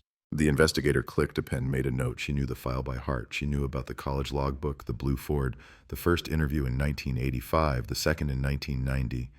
She knew about the car search, the flat search, the inconclusive swab. She knew how many times older officers had cursed that name when another lead went nowhere. "Where is he now?" she asked. "If I knew, I'd tell you," Daniel said. "Last I heard, he went north, or abroad, drifted. We're not close." "We'll need the names and last known addresses of every male relative you have," she said. "And we'll need you to consent to a full DNA comparison." He spread his hands. Do I have a choice? You have the choice to cooperate fully, she said, voice flat. Or we can do this the hard way, but your DNA is already in the system. The link is there. The questions are coming, whether you help us or not. He stared at the photograph again, at the girl with the dark fringe and the half-hidden smile. Something about her seemed to unsettle him, like a face half-remembered from a nightmare. I was 9, he muttered. In '85, we lived near Hammersmith, I think. Or maybe that was later. It's all fuzzy. Was your uncle around then? Yeah, he used to visit. He had a car. I remember that. Blue. He was proud of it. Took us for rides sometimes. The investigator's pen paused. Do you remember the make? She asked. He frowned, searching the fog of childhood. Ford, I think. Old noisy thing. Stank of petrol. Silence pressed against the walls. The tape rolled. The camera blinked. Somewhere in the building, someone listening through the monitor exhaled slowly. The storm was gathering. They let him go after hours of questioning. He hadn't confessed to anything. He hadn't handed them his uncle on a plate, but he'd given them enough to tighten the circle, enough to put a new, urgent flag on an old name in the system. They dug into records that had sat untouched for years, electoral rolls, old tenancy agreements, employment files, tax records, every digital trace the older generation left unwillingly as the world moved from paper to screens. Michael Anders had slipped through gaps before. This time, the net was finer. A string of addresses emerged, flats in West London, bedsits in the north, temporary contracts at technical colleges and studios, a scattering of jobs in camera shops, security firms, installation companies, always with equipment, always with access, always on the periphery of places where young people gathered. And then abruptly, about 10 years earlier, silence. No electoral registration, no steady job, no official trace under his own name. Either he was dead, or he'd learned how to vanish on purpose. They searched mortality records. A few Michael Anders appeared, but the dates didn't line up. The ages were wrong. The birthplaces didn't match. They considered the possibility of a name change, deed polls, passport applications. They followed threads into other names, other lives. The city offered up too many Anderses, too many Michaels, too many men who could have been him in the blur of bad paperwork and old computers. Weeks turned into months. The Holloway family, what was left of it, received a visit. The brother answered the door. He was older now, early 40s, with faint gray at his temples. He had his own family, his own responsibilities, his own adult problems. But when he saw the badge in the detective's hand and heard the name Claire, time folded in on itself. For a heartbeat, he was 12 again, standing on the stairs, listening to his parents answer the same questions over and over. We have a new lead, the investigator said gently. We can't promise answers, but we didn't want you to hear about it from somewhere else. He brought her inside. The house looked different now. New carpets, new paint, new furniture, but the second-floor bedroom door was still there, and behind it, the lamp and the posters and the ghosts. His father sat in the living room, smaller than before, thinned out by grief and years. His eyes followed the detective's movements with a kind of numb suspicion. Every time someone says new lead, we end up back where we started, he said quietly. I know, she replied, but this is different. We've identified a relative of a person linked to evidence from the car. It connects back to a man we spoke to in 1985. We're going to find him. And if you don't, the brother asked. Then at least we'll know we pushed as far as we could, she said. It sounded weak even to her, but she said it anyway, because what else was there? After she left, the brother went upstairs. He opened Claire's door. The air had that still museum quality it always did, like the room was trapped under glass. He turned on the lamp. Light washed over the bed, the posters, the sketchbook still open on the desk. He looked at the half-finished drawing, faces, eyes, a street scene, a girl walking away, shoulders hunched against the cold. I think they're closer this time, he whispered into the empty room. I don't know what that means yet, but I think they're closer.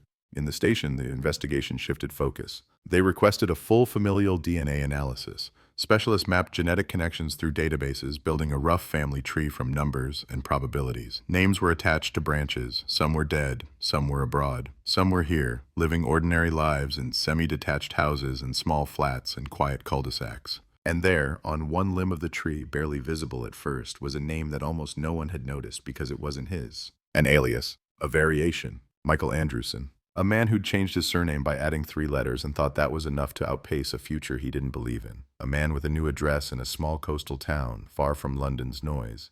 A man registered to a modest terraced house 2 streets from the sea, where gulls screamed and no one asked too many questions. They pulled his photo. Age progressed, based on old images, thinner hair, deeper lines, eyes the same. There was something in them, guarded, watchful, like a man who always expected a knock at the door but had somehow convinced himself it would never really come. This time it did. A small convoy of unmarked cars rolled quietly onto that coastal street one pale morning. The air smelled of salt and damp stone. Curtains twitched. Dogs barked.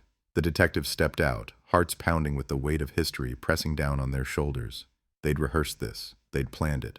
They'd told each other it might be nothing, a dead end, a misidentification. But some part of them knew. Some part of them heard the echo of 1985 and the crunch of gravel under their feet. They knocked. Footsteps inside. Slow, reluctant, the rattle of a chain. The door opened a fraction, then wider. He stood there, older, smaller than some had imagined, harassed-looking, harmless-looking, the kind of man who could sit next to you on a train and leave no impression at all. But the logbook signature from the college, the old interview tape, the faded photograph, and the eyes in front of them all belonged to the same person. "Mr. Anderson?" the lead detective asked. He blinked, a tiny pause, a microscopic calculation. Then, "Yes." "Or should I say Mr. Anders?" she asked. "We'd like to talk to you about a girl named Claire Holloway." The name hit him like a physical blow. It was there in the way his fingers tightened on the edge of the door, in the way his pupils contracted, in the way a muscle jumped in his jaw. For a second, his composure cracked, and the detective saw something raw beneath it. Fear, anger, guilt, or all of them twisted together. "I don't know who that is," he said, but his voice said something else. They arrested him on suspicion of involvement in the disappearance and murder of Claire Holloway. Neighbors watched as he was led to the car, handcuffed, head bowed. Someone filmed it on a phone. The footage would later make its way to news channels, then to websites, then to social media feeds. "Arrest in 1985 cold case," the captions would say. "Community in shock." Those who'd never heard the name before would read it briefly, shake their heads, move on. Those who had lived with it for years would sit down very carefully and try to breathe. In the interview room, decades collapsed into the harsh white light.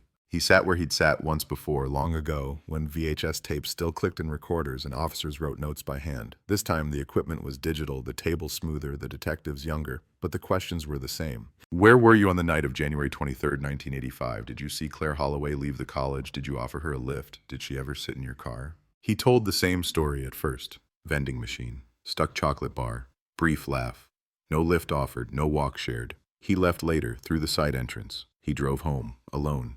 Nothing happened. But the city had changed. The science had changed. The weight of the evidence pressing down on him was no longer just a missing girl and a suspicious car. It was a jacket moved years after the fact. It was a swab that refused to stay silent. It was a relative found on a park bench and a tree of numbers that pointed directly at him. "We have a familial DNA link between you and biological material recovered from your vehicle in 1985, the detective said. "We have a recorded history of your presence at the college that night. We have witnesses who recall odd behavior from you in the weeks before and after the disappearance." She slid photographs onto the table one by one. The alley, the phone box, the warehouse, the jacket, Claire's face. "You've been running from this for a long time," she said quietly. "London doesn't run. London remembers. So do we." He stared at the photographs. The room seemed to shrink around him. Somewhere behind the glass, officers watched, holding their breath. Somewhere across the city, on a quiet street where a lamp still glowed in a second-floor window, a family waited without knowing what exactly they were waiting for. For the first time in 20 years, the Holloway case was no longer a frozen picture on a corkboard. It was moving. It was breathing. It was closing in. They say there's a moment in every interrogation when the room changes temperature, when the air gets heavy, when everyone inside realizes they've crossed a line they can't step back over. With Michael Anders, that moment didn't arrive with shouting or a table slammed in anger. It came quietly, almost politely, in the space between two breaths. He stared at the photographs for a long time without touching them. The alley, the phone box, the warehouse, the jacket, Claire's face. His eyes moved from one to the other and back again, as if he could rearrange them into a different story just by looking long enough. The detectives let the silence stretch. The clock ticked on the wall, loud and indifferent. "You've told us this before," the lead detective said, voice low, steady. "In 1985, in 1990. You left through the side entrance. You didn't see her leave. You drove home alone. But your car door tells a different story. Your family's DNA tells a different story. 20 years later, your uncle's name still sits in the center of a missing girl's file. You've had decades to refine this lie. I want you to try something new. Tell the truth." He gave a short, mirthless laugh. "The truth?" he said. "You wouldn't recognize it if I handed it to you." She leaned forward. "Try me." His gaze settled on Claire's photograph again. For a heartbeat, something like regret flickered across his face, fast and almost involuntary, before his features hardened. "I spoke to her," he said. The words dropped into the room like a glass on a tiled floor. Small, simple, shattering everything they'd been dealing with for 20 years. The detective's pen paused above the notepad. "You said you only saw her at the vending machine," she replied carefully. "You said you didn't see her leave." "I lied," he said flatly. Congratulations, add that to the file. Technicians lie, suspects lie, cops lie. The whole system's built on lies. Tell me about the conversation, she said. Start at the gate. He exhaled slowly, as if he'd just opened a door inside himself that had been nailed shut for decades and was waiting to see what would come out. She came out after the others, he began. Head down, bag on her shoulder. You've got that on your precious tape, don't you? I was still there. I'd finished the job, packed the gear. I was walking out to the car. She was ahead of me. Did she see you? The detective asked. Of course she saw me, he snapped. I wasn't a ghost back then. He steadied himself, eyes drifting to a far corner of the room, as if projecting the scene onto the blank wall. She stopped at the gate, he said. Just stood there, like she was waiting for something or someone. Looked up and down the road, didn't move. I caught up. I asked if she was all right. She said the bus was late. She was cold. I offered her a lift to the main road. The detective's pen moved again, line after neat line. Behind the glass, someone whispered, There it is. There it is. In 1985, she reminded him. You told officers you left by the side entrance. You swore you didn't walk out with her. You never mentioned talking to her at the gate. I'd already been treated like I'd done something before I'd even opened my mouth, he snapped back. I knew how this would look. Young girl, older man, car. I panicked. I cut it down. I made myself invisible. You forced me into that. You're an adult, she said. You made your own choices. What happened next? She got in, he said. That's what you want, isn't it? Those words on your tape. She got in the car, into the passenger seat, put her bag at her feet, gave me a street name. She said she just wanted to get closer to home, that was all. I drove. Short trip, 10 minutes, maybe less. That doesn't fit the timeline, Michael, the detective said. We have her going missing between the college and the bus stop. We have no witnesses placing your car near her street. You have gaps, he muttered. You've always had gaps. That's your problem, not mine. If you dropped her near home, she said, eyes never leaving his, she would have walked into that house alive. She didn't. So either you're lying now, or you were lying then. Which is it? He stared down at his cuffed hands, the veins standing out like ink lines beneath thin skin. I dropped her near the big junction, he said finally. Couple of minutes from the bus stop. I didn't go down her road. I'd done my good deed. She got out, slammed the door. I drove off. That's it. End of story. You're telling me, the detective said, voice tightening, that you, a grown man, offered a lift to a 19-year-old girl who later vanished, and your only reason for lying about it for 2 decades is that you thought it looked bad? Yes, he said sharply. Because it does, doesn't it? Look at this circus. Look at where I am now. And she let the silence settle, let the absurdity of his version ring around the room. If you dropped her, she said steadily, if she walked away from your car intact, then somewhere between that spot and her front door, between your good deed and her mother waking up at 3 in the morning with her heart in her throat, someone else had to have found her in a city full of people and cameras and noise. Someone else had to have taken her without leaving a trace. That's what you're asking us to believe, that the man with the car, the timing, the proximity, the lie, the family DNA link, the name in the logbook, the jacket buried less than a mile from where you parked, is just a bystander whose only crime is generosity and bad instincts. He swallowed hard. His throat worked. He didn't answer. Tell me where you really went, she said, softer now, almost gentle. The route, the streets, the turn you weren't supposed to take. His eyes flared with something like panic. I told you, he said hoarsely. I took her to the junction. I let her out. She thanked me. She shut the door. I never saw her again. The tape rolled. The camera blinked. Behind the glass, someone wrote the phrase, admits contact plus lift, in block capitals on a notepad and underlined it 3 times. It wasn't a confession, but it was enough. Enough to change the status of his file from person of interest to primary suspect. Enough to justify warrants, searches, the full force of a modern investigation turned backward in time. Enough to make a prosecutor sit up and begin mentally arranging a narrative a jury might believe. They took his DNA. This time there were no contaminated gloves, no careless swabs rubbed on evidence and desks alike. This time protocol was strict, clean, almost ritualistic. Mouth swab, label, seal, chain of custody documented down to the second. The sample went to a lab where machines breathed quietly in the dark, ready to compare his cells to a trace left on a car door long before most of the technicians working there were even born. While the lab worked, officers searched his house. It was small, immaculate, almost aggressively ordinary. No trophies, no hidden boxes of photographs, no newspaper clippings about Claire's disappearance pinned inside wardrobe doors. just old bills, faded wallpaper, neatly folded clothes. They seized his computer, his old phones, piles of notebooks filled with nothing more sinister than repair schedules and measurements. If he had carried his past into this house, he'd learned how to bury it deeper than floorboards. The neighbors, interviewed on the street as the search went on, offered the same line in different words. Quiet man. Kept to himself. Didn't bother anyone. Cold case, quiet neighbor, shocked community. The headlines wrote themselves. In the Holloway's house, the news of the arrest arrived first as a phone call, then as a knock, then as a wave that seemed to roll through every room.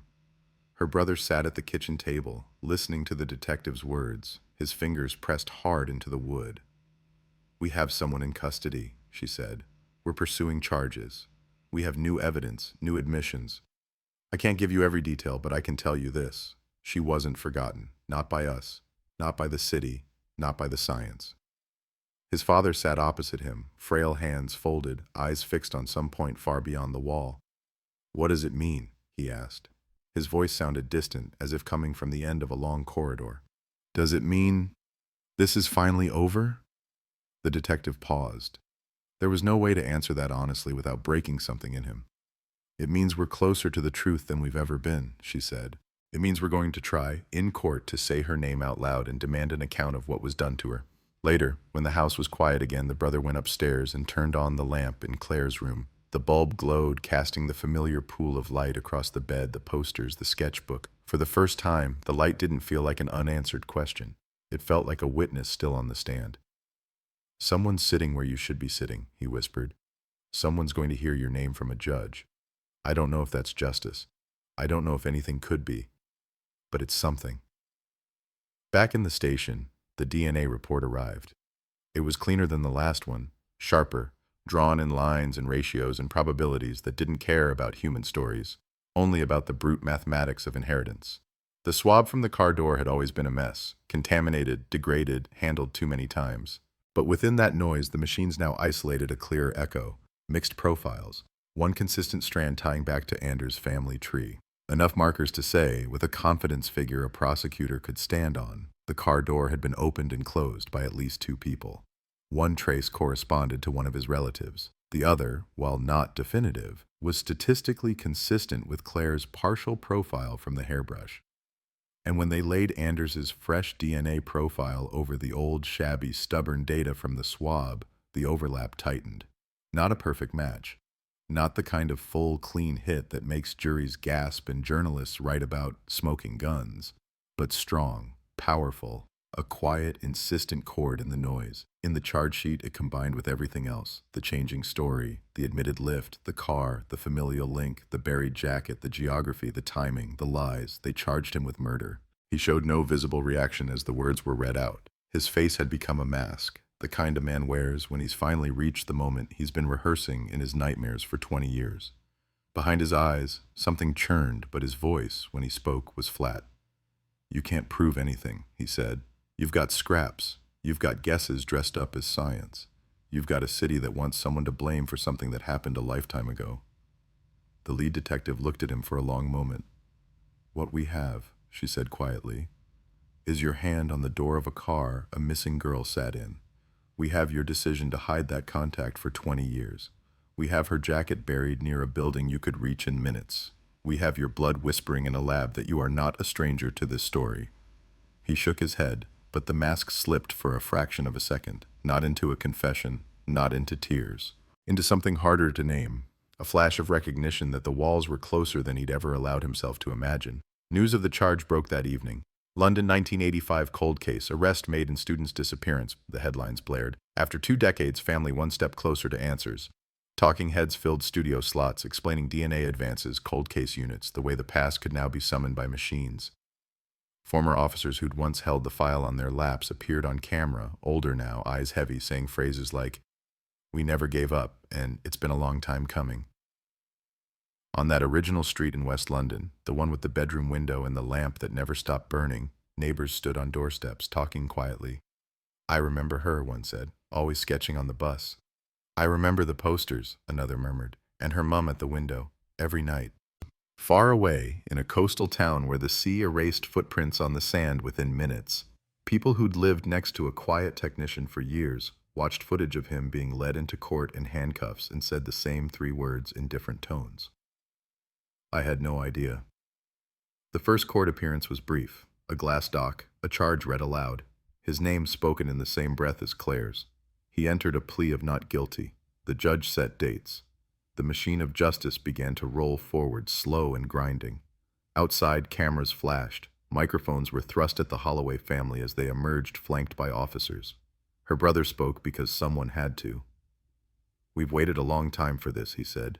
"We know nothing will bring her back. We know there are questions that may never be answered, but we owe it to her to stand here, to see this through, to hear the evidence, to say her name as loudly now as we did when she first went missing." When in the background, behind the crowd, London pulsed and moved and flowed around them, buses roaring past, people checking their phones, life continuing as it always does while one family stood at the edge of a story they never asked to be written into.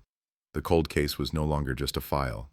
It was on the record. It was on the nightly news. It was a name in a charge sheet, a date on a calendar, a question hanging in the air of a courtroom that hadn't yet heard the full story of what happened between the college gate and the place where a jacket met the earth.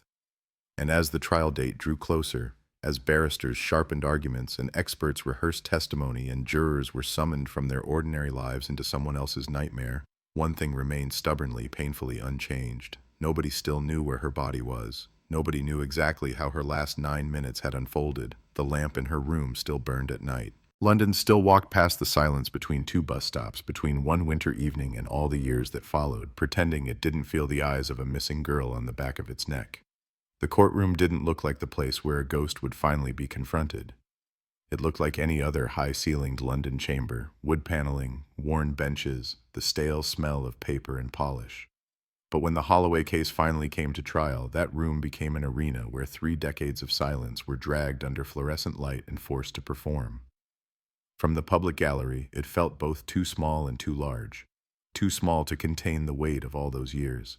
Too large to be the last place anyone ever said Claire's name officially. Her brother sat in the second row, hands clasped so tightly his knuckles blanched. His father sat beside him, smaller than the wooden chair, wrapped in a coat that looked too big now.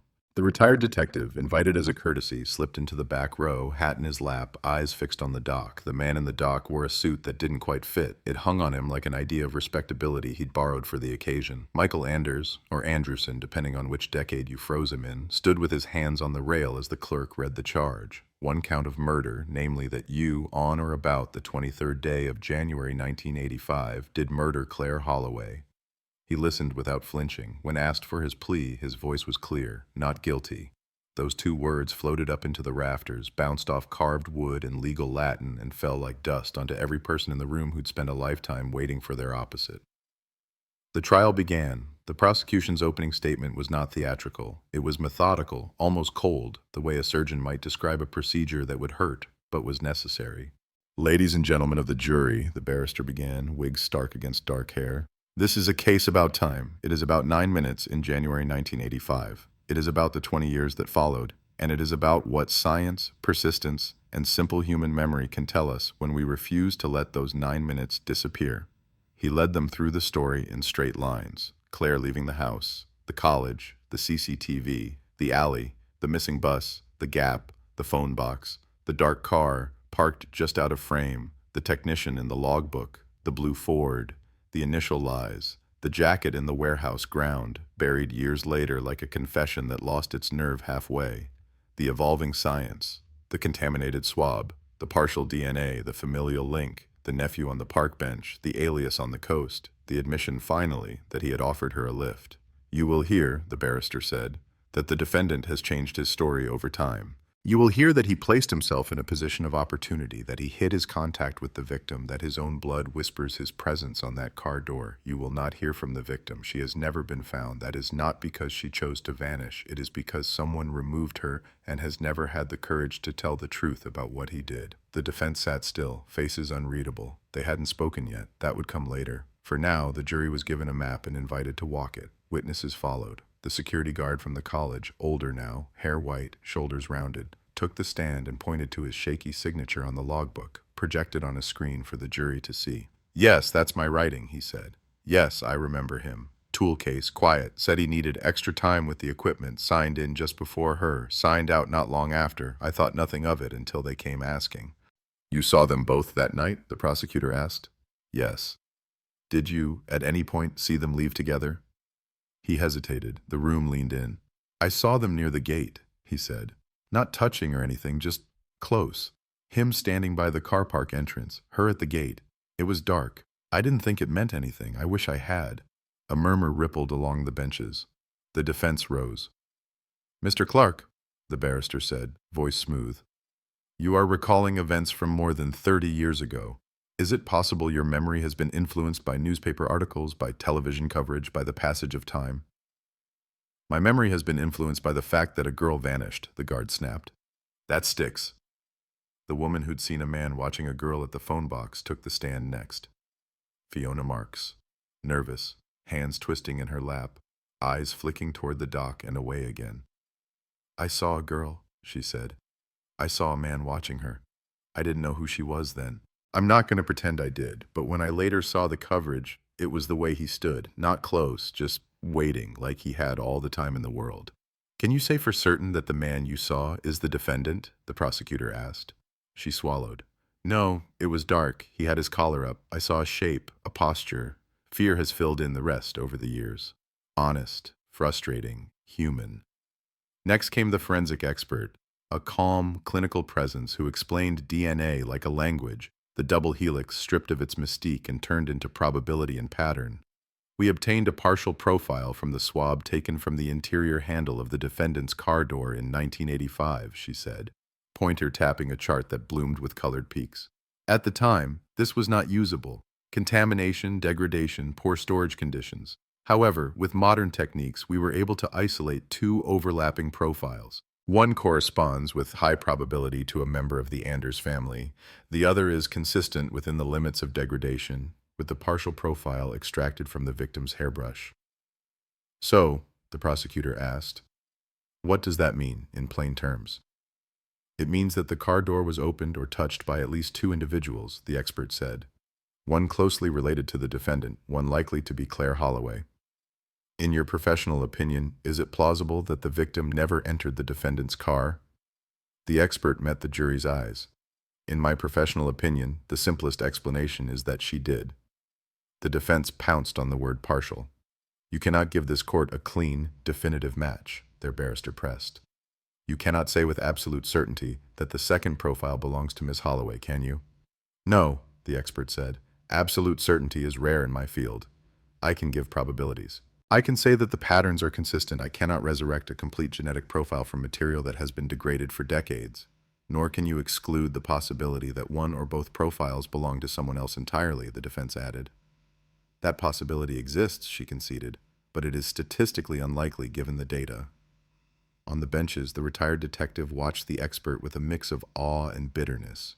In 1985, he'd been told the swab was a precaution, a token gesture to a future that might never arrive. Now that future was here, speaking in ratios and charts, and still it wasn't enough to crush doubt into dust. The case was brutal in its simplicity and infuriating in its gaps. The prosecution laid out motive without melodrama. No clear sexual history, no overt pattern. Just a man with opportunity and power in a small moment. A late night, a quiet road, a vulnerable girl, a car, a choice. The defense waited. When their turn came, they shifted the spotlight not onto their client yet, but onto the voids. No body, they began. No scene. No eyewitness to violence. No murder weapon. No confession. What you have, ladies and gentlemen, is a tragedy, a disappearance, a family destroyed, and a system desperate, after 3 decades of failure, to pin that desperation onto someone, anyone, who fits a narrative. They attacked the DNA. Not the science itself, that was a losing battle, but the way it was gathered, stored, handled. They showed the jury faded photographs of the evidence room back then. Ungloved hands, open shelves, a time when contamination wasn't a dirty word, just a reality no one quite understood. You have a partial profile taken from a swab that was mishandled for years, the barrister said. You have readings that could be the victim's or the defendant's relative, or an officer who touched the evidence, or a lab worker who sneezed in 1990. You are being asked to convict a man not on what is known, but on what is guessed and dressed up in technical language. They dug into alternative stories. She was unhappy, they suggested. She argued with her parents. She wanted independence. She mentioned being afraid of a man to friends. That man could have been someone else entirely. Someone at the college, someone on the bus, someone in the alley, a stranger, a friend, an ex-boyfriend. You've heard about others questioned and released. What if the real danger walked through that tunnel beneath the street?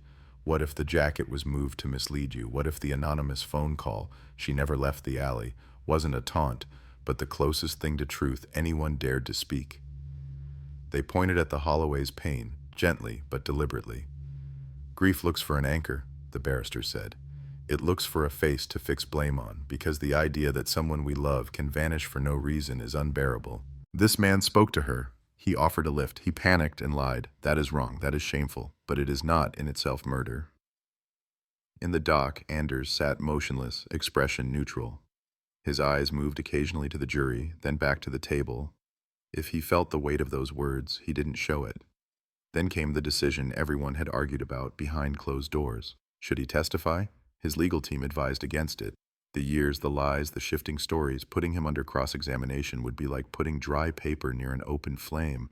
But he insisted. They've been talking about me for 20 years, he said in the consultation room, voice taut. If they're going to hang this on me, I want to say my piece looking them in the eye. And so he took the stand, he swore the oath, he sat down. For the first time, the jury heard his story in his own words, not filtered through transcripts and tapes. I was a technician, he began. I went where the work was. Colleges, studios, anywhere that had old kit that needed keeping alive. That night was just another job. I had no idea it would turn into this. He admitted to the lift. He repeated the version he'd finally given in the interview. She was cold, he said. I offered. She accepted. I dropped her near the junction, under a street lamp. She got out. She thanked me. She shut the door. I watched her walk away in the mirror. She was alive when she left my car. Whatever happened after that was not me. The prosecutor's cross-examination was surgical. You lied to police in 1985, he said. You lied again in 1990. You hid your contact with her. You changed your name. You moved away. You heard about the case in the news. You saw her face on posters. And at no point in 20 years did you decide to tell the full truth. Why? I was scared, Anders said. I knew how it would look. I've seen cases like this. They find a man who was nearby and they never let him go. You lied, the prosecutor emphasized. Not because you were scared of appearances, because you were scared of being found out. No, he said quietly. Because I saw what fear did to people on that street. I didn't want it pointed at me. You created a vacuum, the barrister said. Into that vacuum, the worst possibilities rushed. You want this court to believe that you were merely unlucky, that you just happened to be the last person seen with a girl who vanished, that your car just happened to record both your DNA and material consistent with hers on the same handle, that her jacket just happened to be buried near a site you could reach easily. He stepped closer, voice dropping. Do you understand what odds you're asking this jury to swallow? Anders' hands tightened on the witness box edge. Bad ones, he said, but not impossible. Where is her body? The prosecutor asked suddenly. The question cut through the room like a blade. I don't know, he snapped back. Did she scream? I wasn't there. Did she beg you to let her go? I wasn't there. Did you watch her die? His composure cracked. I told you, I left her alive, he shouted, voice cracking across the wood. I did a stupid kind thing, and I have been paying for it for 20 bloody years because you can't admit you lost her. The judge called for order. The murmurs in the public gallery surged, then were hammered back into quiet. The brother in the second row stared at the man on the stand with something that wasn't quite rage, wasn't quite disbelief, and certainly wasn't forgiveness. The prosecutor let the outburst hang, then spoke softly.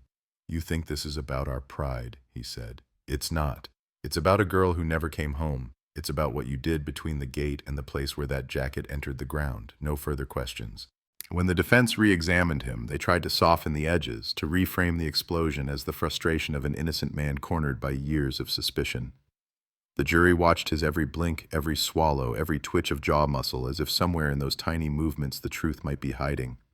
By the time the evidence was finished, the case felt like a coin balanced on its edge. On one side, a pattern, contact, lie, opportunity, science, geography. On the other, holes, no body, no eyewitness to violence, no clean DNA, a defendant who refused to admit to anything beyond a lift. In her closing speech, the lead detective didn't speak. That wasn't her role. She watched from the gallery as the barristers took the final words for themselves. The prosecution spoke of responsibility, of how a city could not look away forever from a gap on a timeline and pretend that chaos, not choice, lived there.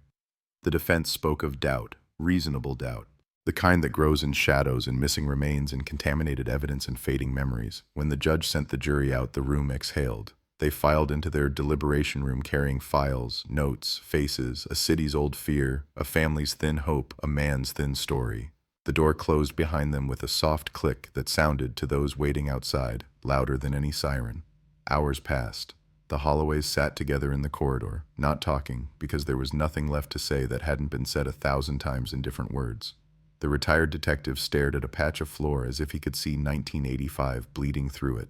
The lead investigator walked tight circles, the case still flickering through her head in overlapping loops.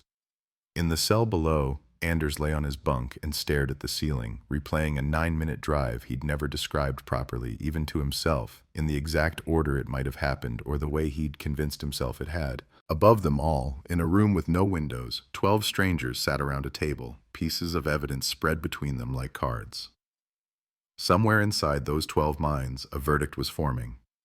Not the truth. The truth had been buried a long time ago, in a place neither the map nor the science could quite reach. But an answer. London, 1985. Cold case. Verdict pending.